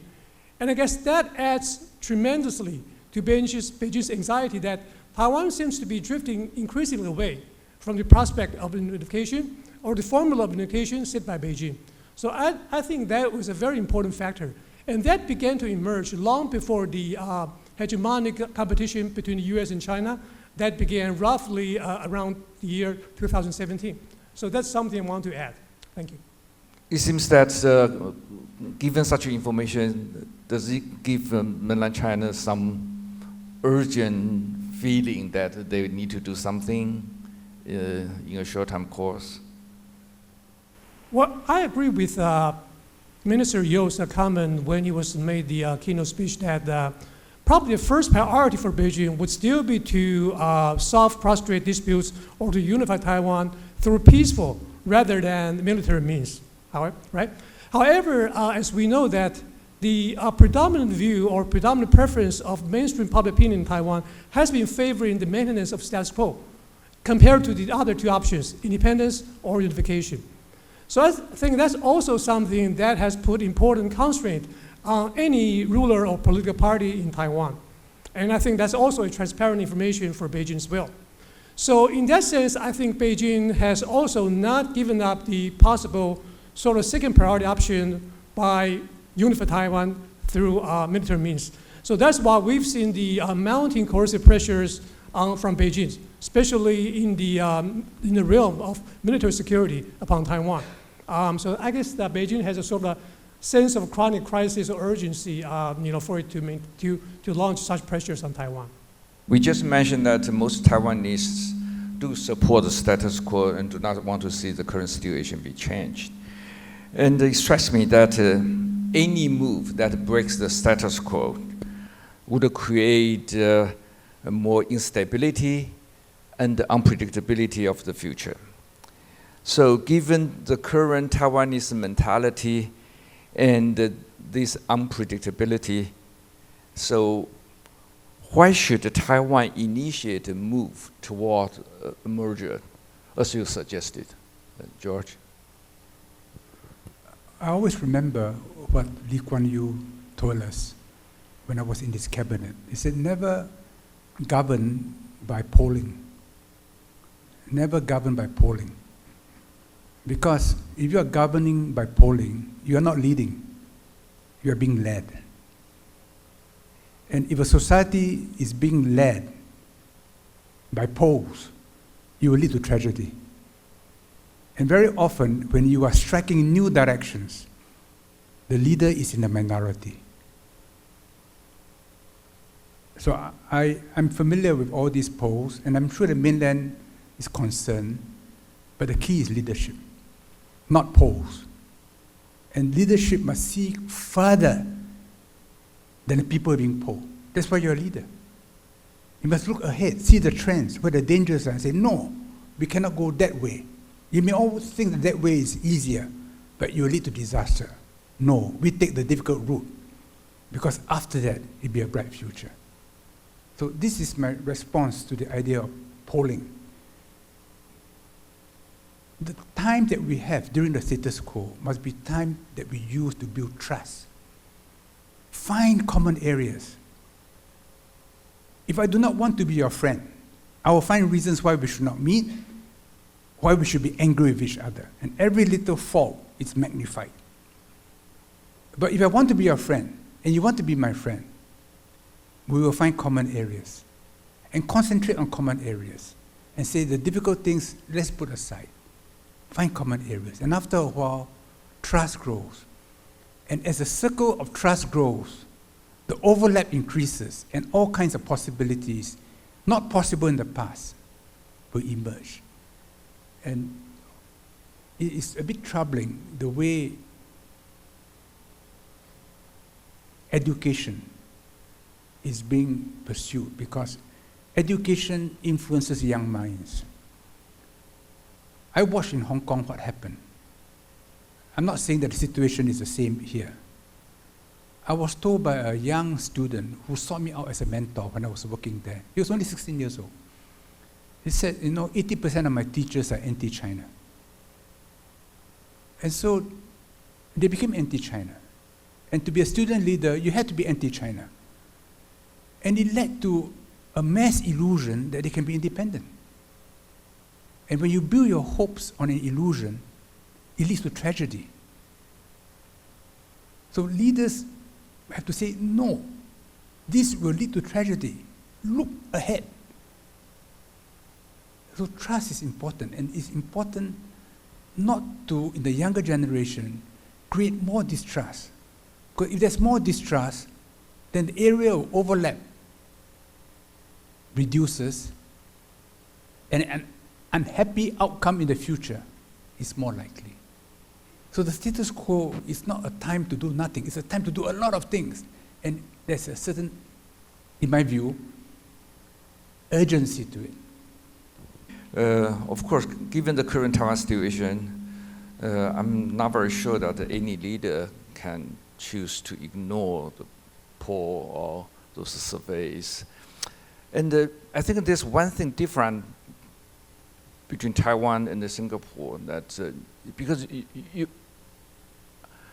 I agree with you that the reason why we need a leader, because we need the leader's vision and also his courage to take sometimes bold action and to do something. But given the Taiwan situation, we don't just have one leader. Not like in Singapore, you have Lee Kuan-yew. But in Taiwan, in early time, President Lee Teng-hui has his views on Taiwan's future. That's what he chose, something that he did. And later on, President Ma Ying-jeou has his view, and he was brave enough to push lots of things. And the current president, Tsai Ing-wen, she also has her own views. So how can we say one leader's view is better, will lead Taiwan to a better future rather than another one's view? So we don't just have a single view on this. So George, I agree with you that both leadership and understanding polls are important. Leadership may be more important. But in Taiwan's case, of course, we have regular elections, presidential elections, parliamentary elections. So for all leaders, they have to consider the support approval rating from the general public. So when the majority of our people in Taiwan support the status quo, then of course that is one element we have to take into account. On the other hand, I also like to point out that maintaining status quo is not only a strategy, actually that's the direction for the future. At the same time, of course, we need to strengthen our values. You mentioned earlier that Taiwan is a valuable asset, not only for ourselves, but also for the United States, for mainland China, for the entire world. So Taiwan needs to further develop and strengthen Taiwan's values, Taiwan's strength, economically and strategically, including TSMC. I mentioned this the other day. Taiwan already has the largest semiconductor industry in the world. That is also a strength for Taiwan's values. And then Taiwan, of course, is very strategically located. We are in the center of the first island chain.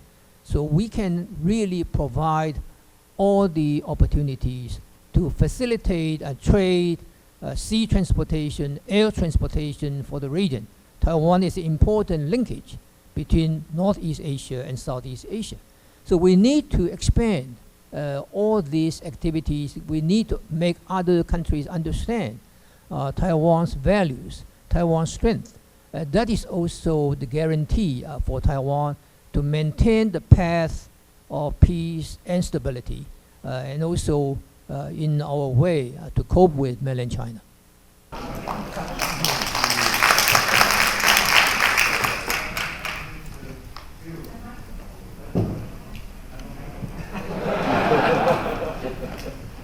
President Ma's question is beyond our imagination. So. My question is directed to Minister Yu.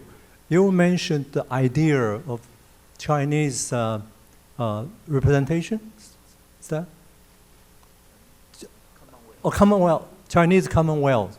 Yeah, this is a fascinating idea. When I met with Xi Jinping 8 years ago in Singapore, I didn't mention that. Have you ever mentioned anything like this to any official from the PRC?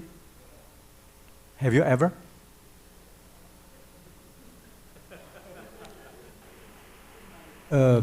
I've mentioned it, I've touched on it.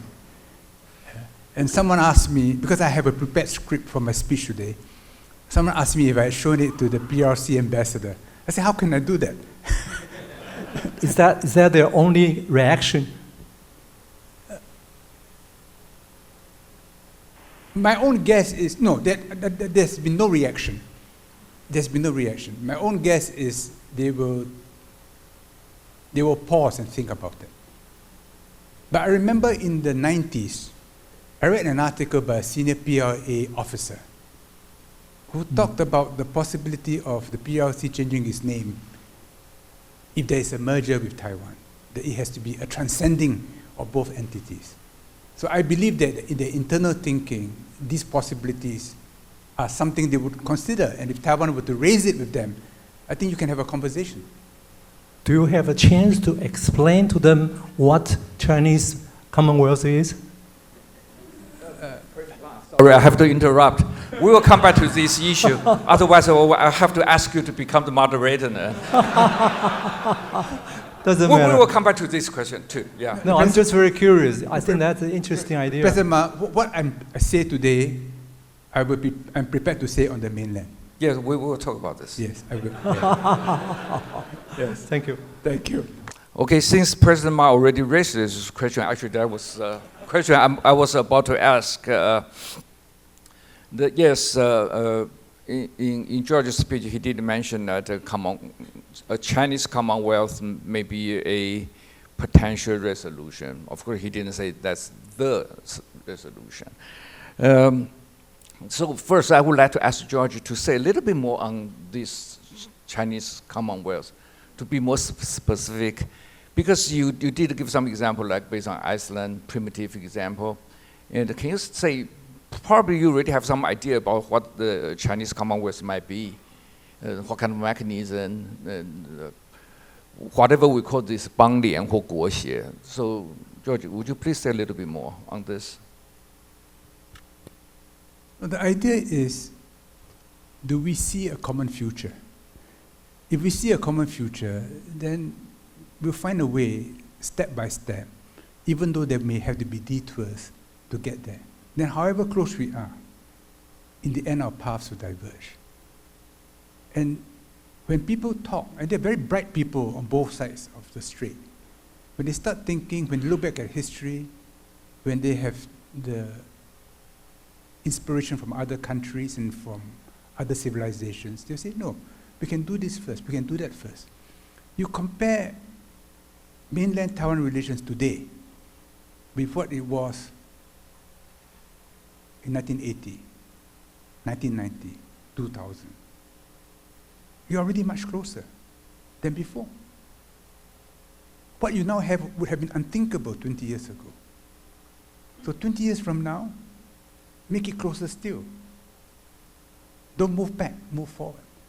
And I'm sure that when people sit down to talk, many ideas will come up, some will be discarded, others will be considered, some will be practical.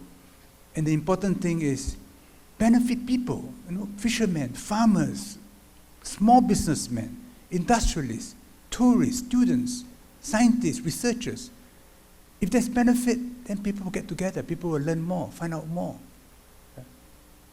So for myself, my father was born in Singapore, his father was from China, my mother's from China. I tell my friends, learn more about China because it's going to become very big. If China's per capita GDP reaches half that of the US, it's a quarter now, then China's GDP will be equal to that of the US and EU combined. US and EU combined. Their domestic market is already as significant as the US. So whatever you do, whether as a scientist or as an employee or as a businessman, you cannot ignore China. And the more you study China, the more you say, yeah, I'm part of it. To some extent, even as a Singaporean, I feel I'm a part of it. Because that's my ancestry. And you will feel a part of it. But if you say, no, I don't want to know China, you demonize China, and you put that into young people's minds, eventually they will find out. But only after painful lessons. So Lee Kuan Yew was once asked, what if despite everything, the Taiwanese insist on going this way? His reply was, well, it's a question of the price they have to pay before they learn the lesson. So the reason why we have this conversation is to reduce the price the ordinary Taiwanese will have to pay. You look at Ukraine. It is an unbelievable tragedy. To go back to where they were in February 23rd last year would have been, it's the maximum position they can achieve now, after having lost hundreds of thousands of lives. For what? What have they gained? They could have avoided this position. The Ukraine ambassador in Singapore, a dear friend, Pavlo Soltansky, when the invasion happened, he wrote me an email how he avoided machine gun fire and tanks to make his way to Poland, where he had a son or a daughter working, and became the representative of the Ukrainian Foreign Ministry in Ukraine. When he was in Singapore, we had long conversations. He said, no, Russia will implode. Putin cannot remain. I said, but what if he does? So if you build all your hopes on the possibility that the other side will collapse, you will cut options off. And then in the end, you're trapped in a position which is very disadvantageous. So Taiwan now should open the possibilities for the future, not constrict it. And it's important that in the education of the young, your media, everyone has responsibility. But if in the end, people refuse, then we go back to what Lee Kuan Yew said. Then it's a matter of the price you have to pay before you turn back. Of course, I know in current Taiwan that lots of people think in a different way. And so that's a reason why we want to bring in different opinions. I have to say now, fewer and fewer people are willing to say what you just said. And so we are happy that we have this opportunity to bring your opinion to our general public. And I hope this idea can be spread. Thank you. Yeah, thank you, George. I agree with you that demonizing China is not a good idea. We have to cope with China as it rises as a superpower in the world. But actually, as you know, China has been Taiwan's the largest trading partner already for quite some time. So we have maintained close economic cooperation and interaction. That is a fact. So at the same time, of course, we need to strengthen our dialogue and communication with the PRC for the future. I think that is the priority. But whether we can really get to the stage how to proceed with the so-called Chinese Commonwealth, I think maybe this is still a little bit far-fetched. Actually, I'm also curious about the concept of Chinese Commonwealth. As you know, the British Commonwealth and now called Commonwealth, it's a very loose association. So if you mean the Chinese Commonwealth is the relationship, for instance, between Singapore and the UK, or Singapore with China, then probably that will be more appealing, more attractive to the people in Taiwan. But again, you see, it's very difficult to define. So what the Chinese Commonwealth really will look like, whether that will be attractive, whether that will be supported, whether that will be accepted by the people in Taiwan. So I think this is still a question. We need to try to find some interpretations or some explanation. So how do you respond to this? Let me put it in this way. That's a close economic connection between Taiwan and mainland China have been years. And of course, that gives us some foundation to move towards a Chinese Commonwealth or something similar. So of course, then I need a clearer description about the Chinese Commonwealth, what it might be, how it looks like. And but I have to say, even such a proposition is not purely economical, because political decision is the most important thing. So other than explaining what the Chinese Commonwealth might be, I will also ask you to think about this. George says that the mainland China should not object this idea. And, but to my knowledge, I think this idea has been proposed before in different occasions.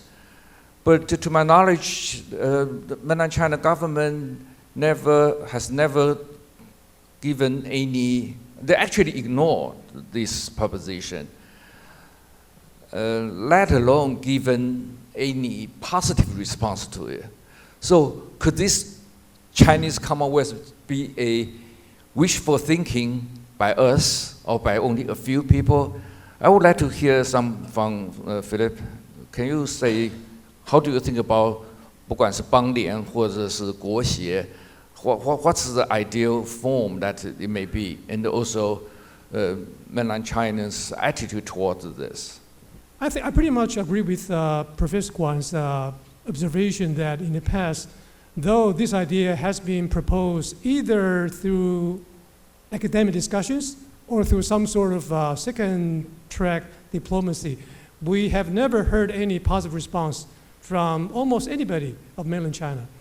I guess at least there are a number of practical obstacles to be overcome if we really want to enter into a stage of serious discussion about this by governments from both sides. The first is really the wide disparity in terms of comprehensive national power, economic size, so on and so forth, between Taiwan and China. And so that's really something drastically different from what we've seen in many successful models of supranational integration, such as the EU. So that's the first obstacle. The second is that as far as we know, Beijing's official canon about unification has been always focusing on a unitary state, rather than anything that would accommodate a formula like confederation or commonwealth. And this is related to the third obstacle. The third obstacle is that, taking EU as an example, such an integration model entails or permits the national representation in governmental international organization, which I think is pretty hard for Beijing to accept if Taiwan enjoys, for example, full membership in the UN. That's that takes a very strong political will on the part of Beijing. And I suspect even any leader, even though like a strongman like Xi Jinping, would be willing to do that, given the fact that China is facing currently mounting domestic challenges as well as external problems. Okay. The final one, I guess, is really about the sustainability of a model like Commonwealth or Confederation. Again, taking EU as an example, actually one of the most common or the most frequently mentioned problem of EU is the problem of so-called democratic deficits. That means that throughout the process of long-term integration, there has been a problem of various EU countries not paying sufficient attention to the need and demand or aspiration of grassroots citizens in their domestic context. Okay, so again, public opinion, for example, in Taiwan, is still very important, not only to initiate, but also to sustain such a supranational model of integration, such as Commonwealth or Confederation. So that's some of my observations. Let me speak as a diplomat. When Kuan, when he said, one China consensus, each side has its own interpretation. So he was very close to the period when the 92 consensus was set. And on that basis, he met Wan Taohan. China has said, on this basis of one China consensus, 什么都可以谈. 什么都可以谈. 什么都可以谈 includes the Commonwealth. So, you do not want to define too clearly what you want to do. But you can say, look, this is the 92 consensus. We at that time said to each his own interpretation. So I give my interpretation. You say anything can be discussed, so it includes this which I'm now putting on the table. Now, they can say, I don't want to discuss it. Eh? You say anything can be discussed. Now you don't want to discuss it. You have gone back on your word. So diplomatically, this is how I will make my initial moves. Don't say too much, but say, put it on the table first. And let it evolve, because they will begin to signal back what is possible, what is not possible. You will signal. Then you get to know each other. So earlier, Vice President Vincent Hsu talked about his first meeting with Li Lanqing in 1992, where I was honored to be present.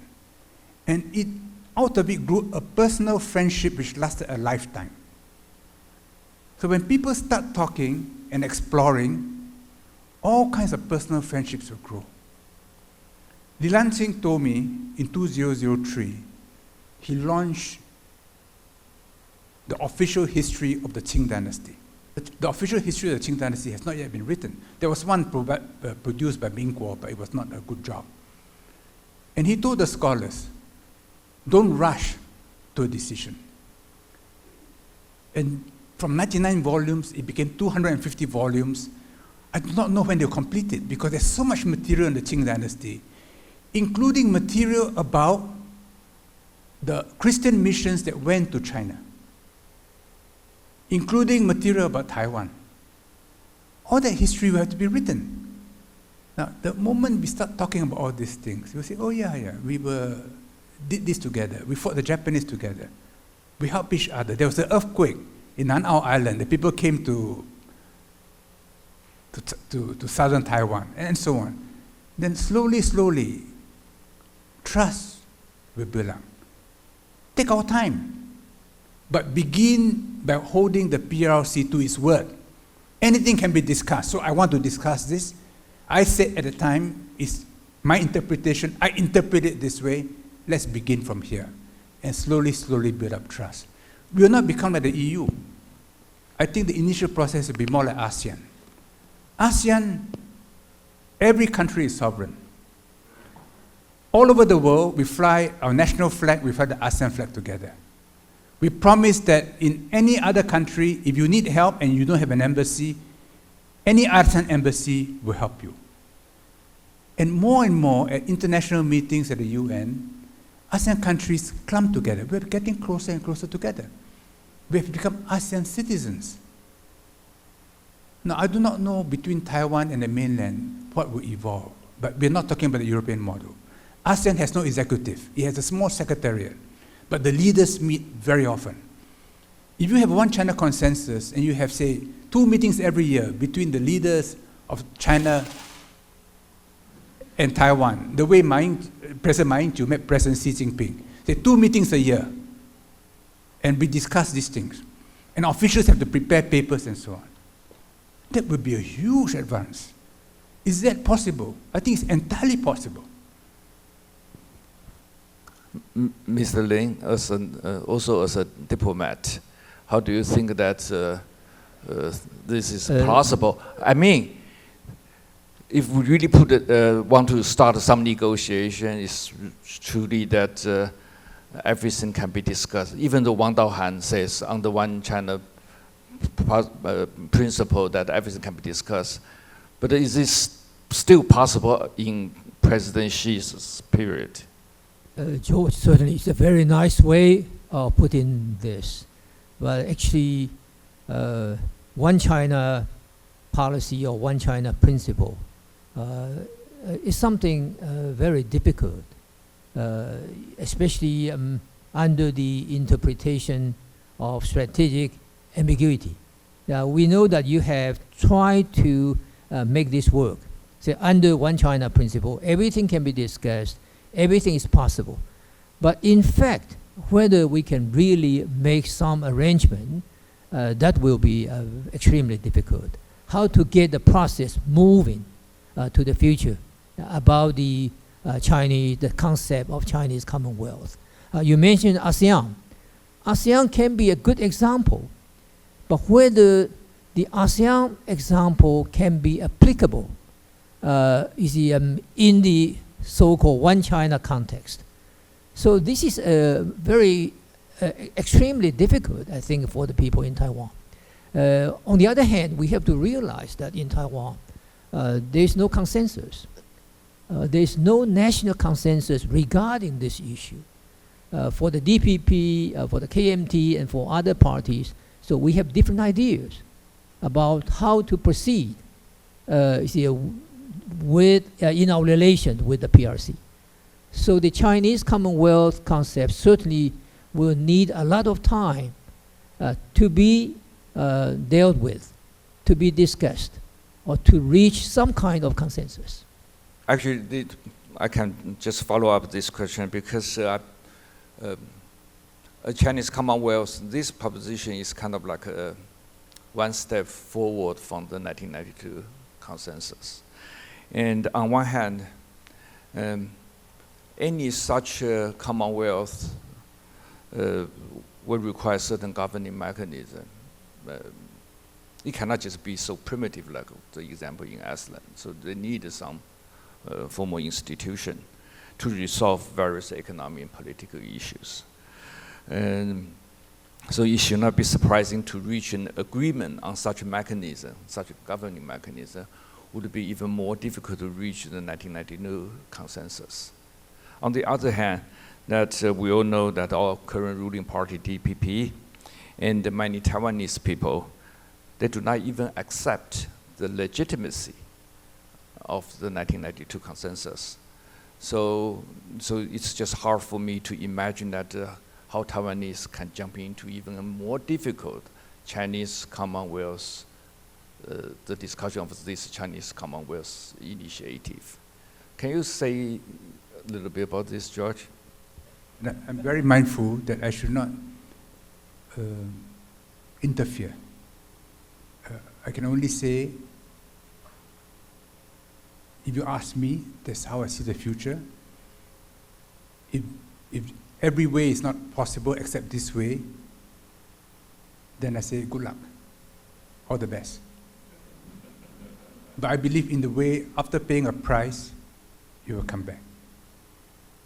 And every time I look at Ukraine and lament the horrors that the people went through, only to find themselves back to more or less the first position, which they were at without a war, is such a tragedy. And of course, I don't live here, so it would not be my tragedy, but it would be very painful to watch what will happen. I would say that we are really moving into some very difficult and dangerous times.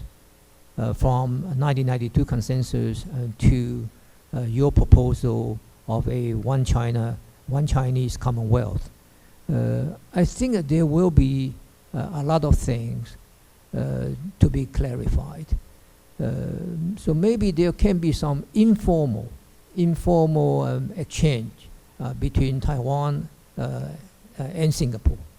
We don't know how this can be started because Singapore is always a very special friend to Taiwan.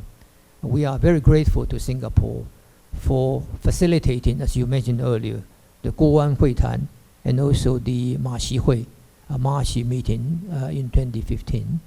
So maybe in that context, Singapore can really play a very important part to bridge the gap, to serve as a coordinator, trying to clarify the situation, trying to understand what is possible, what is not possible, including the idea of a Chinese Commonwealth. I'm not quite sure whether the PRC, whether mainland China can even agree to sit together to discuss this issue. Maybe through track 2 or through a third party, maybe something can be implemented, something we can push forward a little bit, step by step. But I think for the time being, maintaining the status quo of peace and stability for Taiwan's future development is still the top priority. And on that, we have much more national consensus. All political parties in Taiwan, the majority of Taiwanese people can support such an idea. So at the same time, we can wait maybe for some future time, we can proceed some other alternatives. Let me be very brief. I want to make 2 points. The first is that I want to echo Minister Lin's previous point that even though any future leader or leaders in the next few years in Taiwan may not be really able to seriously discuss any model of unification with China under the agreement of the mainstream public opinion in Taiwan, but at least, as Mr. Lin has pointed out, that restoring a dialogue communication is of utmost importance to sort of rebuild the trust between Taipei and Beijing, or at least to ease up the suspicions or mutual distrust, which would easily lead to war and jeopardize stability. That's the first point. The second one is that we have to resolve this sort of a chicken and egg problem.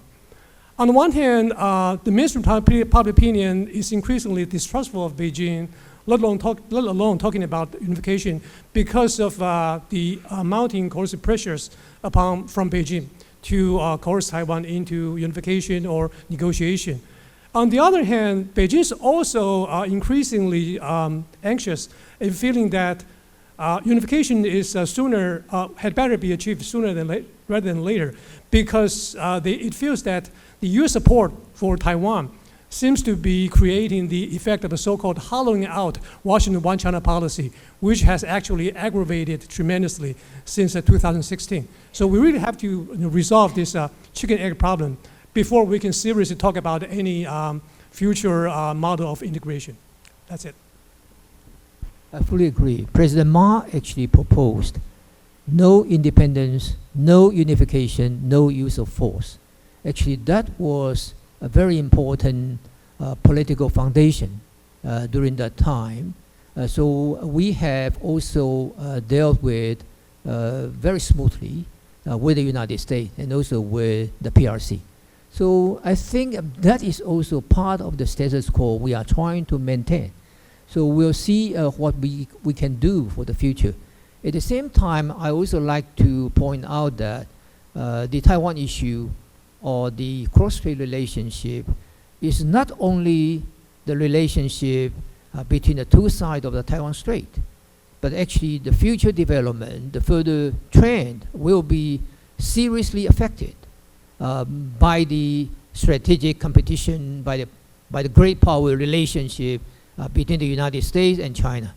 And then, of course, we have to consider the geopolitical reality in a wider context, especially for the region. So I think Taiwan has a role to play in such a process, but we have to cooperate with our partners. George mentioned is that the status quo, actually also including President Ma's 不独不统不武 is actually something not sustainable in the longer run. And so George, you still want to elaborate on this? We need to do something to move things forward. The meeting between President Ma and President Xi in Singapore was a profound development. What did President Ma concede to have that meeting? 不独不武不统，九二共识。And they had a very good meeting. What did Xi Jinping concede? He did something which no other Chinese leader did, which was to recognize the leader of Taiwan as an equal. Each addressed the other as sanctum. This was a major move. 2015, Xi Jinping only became 总书记 in October 2022 and president in March 2023. He had just fought off Zhou Yongkang. He was still in a vulnerable position. He had not yet cleaned up the PLA. And he made this move at personal risk to himself. I think he paid a heavier price than President Ma to have that meeting. That meeting was very significant. Is it impossible to have regular summits between the leaders of China and Taiwan, each addressing the other as sanctum, with dignity, each paying half the bill, and can still meet in Singapore? It's okay. Singapore will be honored. This was what the leaders of Iceland and Switzerland did. They just met as equals and talk about common problems and say, okay, we meet again. Maybe initially you meet in Singapore, then after that you can alternate between Beijing and Taipei. And after that, some other lovely spots. You see? Little by little, trust will build. Is it possible? Of course it's possible. It's already been done. There's a precedent, there's a template.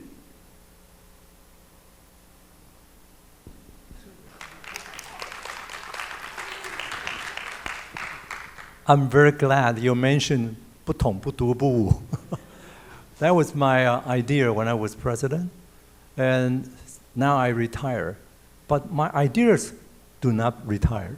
Why? Because our candidate, Hou Youyi, also want to succeed to that. 不统不独不武. See what I mean? Okay, go ahead. Oh, another thing is about the Commonwealth. In the 19th century, 20th century, there's British Commonwealth. Yeah, in the last century, we have the Russians Commonwealth of Independent States. But I don't think we should follow their example, and we should develop our own model of development. Thank you. 2 minutes. But I still want to raise a question that lots of Taiwanese people concerned, and I would like to get you some feedback from all three of our panelists. Is because we've been talking about different things about the Commonwealth, but more important question to Taiwanese people is that under this framework, how Taiwan could realistically maintain its identity in this proposed Commonwealth. This is, I think, is of particular concern to lots of Taiwanese people, and especially when mainland Chinese is and will still be the dominant economy and the military force. Then how can we still have our identity? How not just identity, but also our autonomy to a large extent. So, any one of you want to start first? I think in Taiwan, opinion polls are still very important. National consensus is also important in order to reach any conclusion or any agreement to proceed with new initiatives. So I think this is the reality we have to face in a full-fledged democracy like Taiwan. So for the future, I think we also need such a process of moving forward to the proposal mentioned by George. So there's a long way to go, but we have to consider the top priority. So we are acting, we are doing now, right now. I think that is more important. So for a Chinese Commonwealth, for other ideas, I think we can still wait. For the moment, we need to maintain peace and stability in order to step up, to accelerate Taiwan's further development, economic strength. I think that's important. Professor Kuan asked about maintaining Taiwan identity. Let me take the liberty of interpreting this question as maintaining both identity and autonomy. I guess at least three elements are probably consequential when we just focus on the model of Commonwealth. The first is to maintain Taiwan's autonomous force of national defense. The second is to maintain the political/legal system where the government Taipei enjoys the highest authority in terms of determining its internal affairs in legal and political spheres. And the final one is that Taiwan should be granted sufficient or adequate international space as a sovereign nation. That is consistent with the mainstream public Taiwan opinion, which is of course still pose very serious challenges, even though just want to create this model of confederation. Yes. About the identity thing that the Taiwanese people worry about in any negotiation, any discussion, that Taiwanese worry about losing this identity. Fear of ever losing his identity because of the circumstances of the history and the present. It's like an oyster which has something it cannot remove, which is stuck with, which is a political situation. But out of it, a pearl forms. So I look at Tzu Chi, I look at TSMC. Without that sand in the side of the pearl, of the oyster, TSMC and Tzu Chi could not have flourished. The key is, for the future, you must keep your talent. Because the bright people, they have options. Many Taiwanese have become Singaporeans. Why? They are afraid for the future. 20 years from now, 30 years from now, do they want their children to be in Taiwan? I think that is the single most important question. Do everything so that Taiwanese will remain in Taiwan and continue to grow that pearl. And the status quo by itself cannot achieve that. Thank you very much. We will still have some time. We will open to the question from the Slido. But of course, I would like to say something also about the identity thing that lots of people worry about. Just like George just mentioned, Taiwan actually has its own identity in many different aspects. In George's speech, he repeatedly mentioned about Tzu Chi and some other religious groups. What those groups have done is kind of identity. And our semiconductor, our IT industry is some kind of identity. And we even say Lin Huaiming, the Yunmen, is also another identity. We do already have lots of identities we can be proud of. So while lots of people still worry about we are losing our identity in any negotiation process, I think we should be more confident about the identity that we already built in the past years. So now we will check what kind of question we have on the slide. You can scan the QR code on the screen to join the conversation. We have our first question from Thomas Hu. What can Taiwan learn from Singapore in striking a balance when choices of security alliance and political economic partnerships are in conflict? Henry Kissinger describes Singapore in this way. He says the Singaporeans are cold-blooded in the analysis of the global situation. You cannot be subjective. We cannot change the world. We have to accept the world for what it is. We have to adjust to the world. And that's how we have survived. We are constantly re-triangulating our position. I was asked, if we are forced to a choice between the US and China, what would Singapore do? Again, I'm not reflecting Singapore government's position. This is my position. I said, well, if you ask me today, we'll support the US because we are a financial center. It's a US-controlled international financial system. Our military is heavily dependent on American weaponry.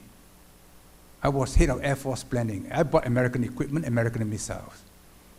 But if you ask me 20 years from now, which side will we jump if we are forced? I say I'm not so sure.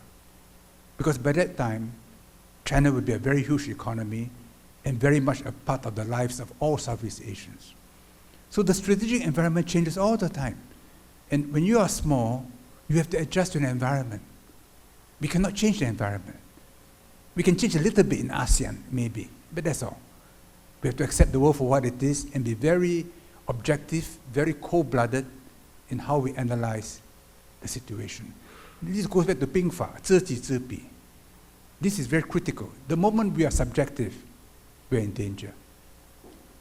I think certain strategic environments are probably suitable for that than in others. And whether or not Taiwan has this strategic environment, I guess is a little bit questionable. Not only because of Taiwan's confrontation with China in both the sovereignty, over both the sovereignty and military security issues, but also because Taiwan's internal situation, where the mainstream public opinion is really not so trustful of China. And any sort of governmental friendship gestures or policies toward China may sometimes breed dire consequences domestically, which is of course not the case in Singapore at all. So I guess still hedging strategy is something that Taiwan can consider, but for as Mr. Yeo has pointed out, for any leader who has a really long-term vision or foresight, they have to change both the internal and external strategic environment of Taiwan in order to pursue such a wiser and more well-deliberated policy. Thanks. Actually, I have very high admiration for Singapore as a very important country in the region. Singapore has developed a very highly developed economy, the financial center in the region, now surpassing Hong Kong. Singapore has also maintained a very important military power, so as a deterrence, as a defense for itself. But more importantly, Singapore is in ASEAN. So the whole ASEAN, actually, the whole bloc has become more important. Together, it has already become the 5th largest economy in the world. So we can see that Singapore has been very successful in line with its own foreign policy and also the policy taken by ASEAN as a whole. So Singapore is not taking sides, it's not choosing a side between the United States and China.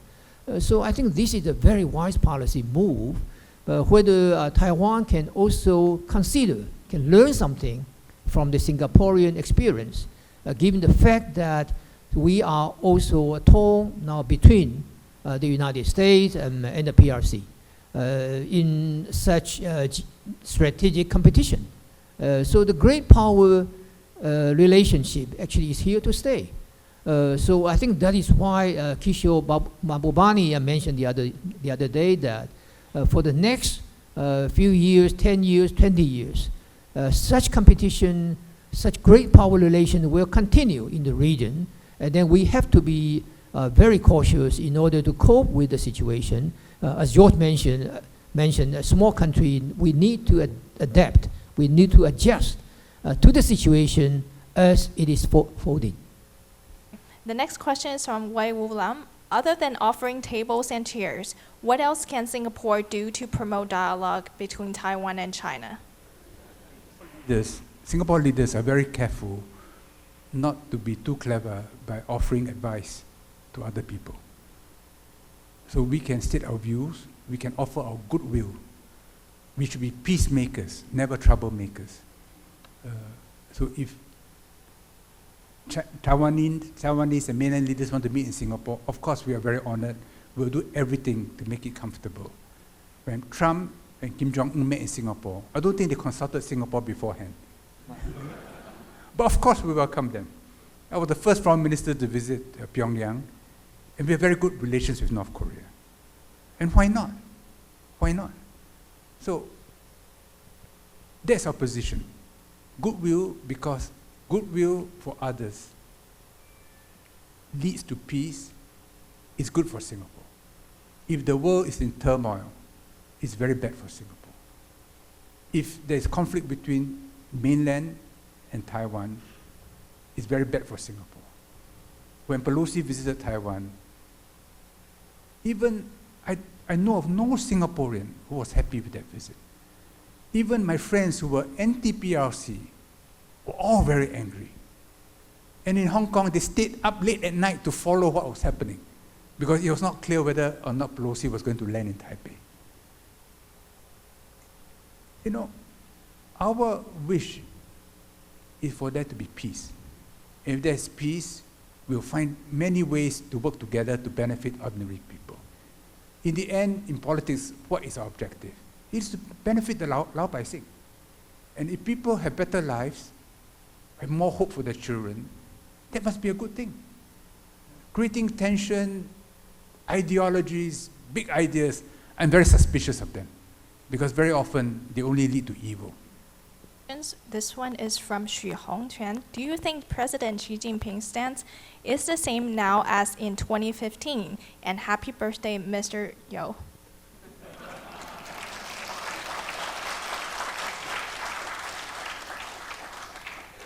His position has changed.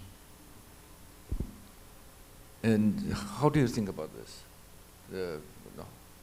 I want to mention this at the end of this session, but since this gentleman already mentioned, may I invite all the audience, we give a round of applause for George for his birthday.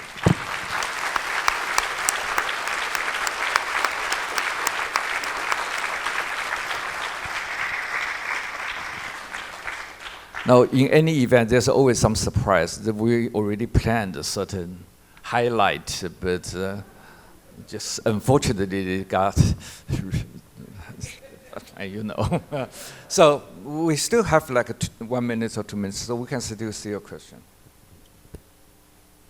Another question from Xu Hetian. Will the new generation of Singaporean leaders be as passionate and politically delicate as your generation in facilitating the cross-strait dialogues?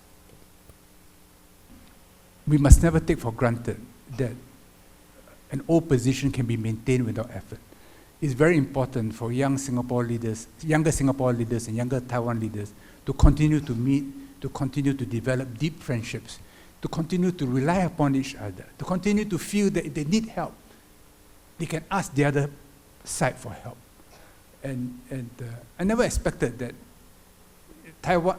I'll need Taiwan to save my son. And in 2011, the first time we called on, I could not visit Taiwan for 7 years as foreign minister. The night I lost the elections, I told myself, I'm coming to Taiwan. Because this thing has weighed upon me that we have not expressed gratitude to Zheng Yan, Xiang Ren, and the donor, Huang Qichuan Xinsheng. So we came here. And then I called on President Ma, I called on Vice President Lin Zhan, Vice President Vincent Hsu, and others. And I proudly say, my son is Taiwanese by blood. He is, because his blood is not mine. His blood is that of a Taiwanese. So I never doubted that I could get this assistance from Taiwan. And Taiwanese should feel the same about Singapore. And that is the depth of a relationship, and it should continue into the future. Okay, thank you very much. Okay, our time is up for this session, and at the end, I would like to thank Judge and Mr. Lin and Professor Xu for participating in this panel discussion. I was the moderator, but didn't get any chance to say anything. So I would like to take the advantages to say a few words. Even though I raised a bunch of questions for George and the other panelists, in fact, I have to say that I agree to a large extent of what George mentioned. Especially, I think the cross-strait relation, of course, is crucial for us. It's not crucial for George. But George spoke as a relative, suggested what we need to move forward because we need to find a better future for Taiwan. He didn't want to see Taiwan involuntarily pushed into a war. So my personal opinion is that, and also a reason why we started this forum, this will not be the only forum, but we're going to have more in the coming days. But I do hope that more and more people are willing to consider in a different way, rather than get stuck in the conventional views on the cross-strait relations. Like George mentioned, that a leader needs the courage to look forward with vision and with the courage to take actions. I think this is important. This is also what I expect our current 总统候选人们, they will have such a courage to speak out their attitude clearly, loud and clear, about his attitude toward the cross-strait relation and what kind of action he will take if he could be elected. And I hope this forum has brought you some idea and give you some chance to think about the cross-strait relation in the future. Let me once again thank George and the panelists and all the distinguished guests for coming to this event. Thank you very much.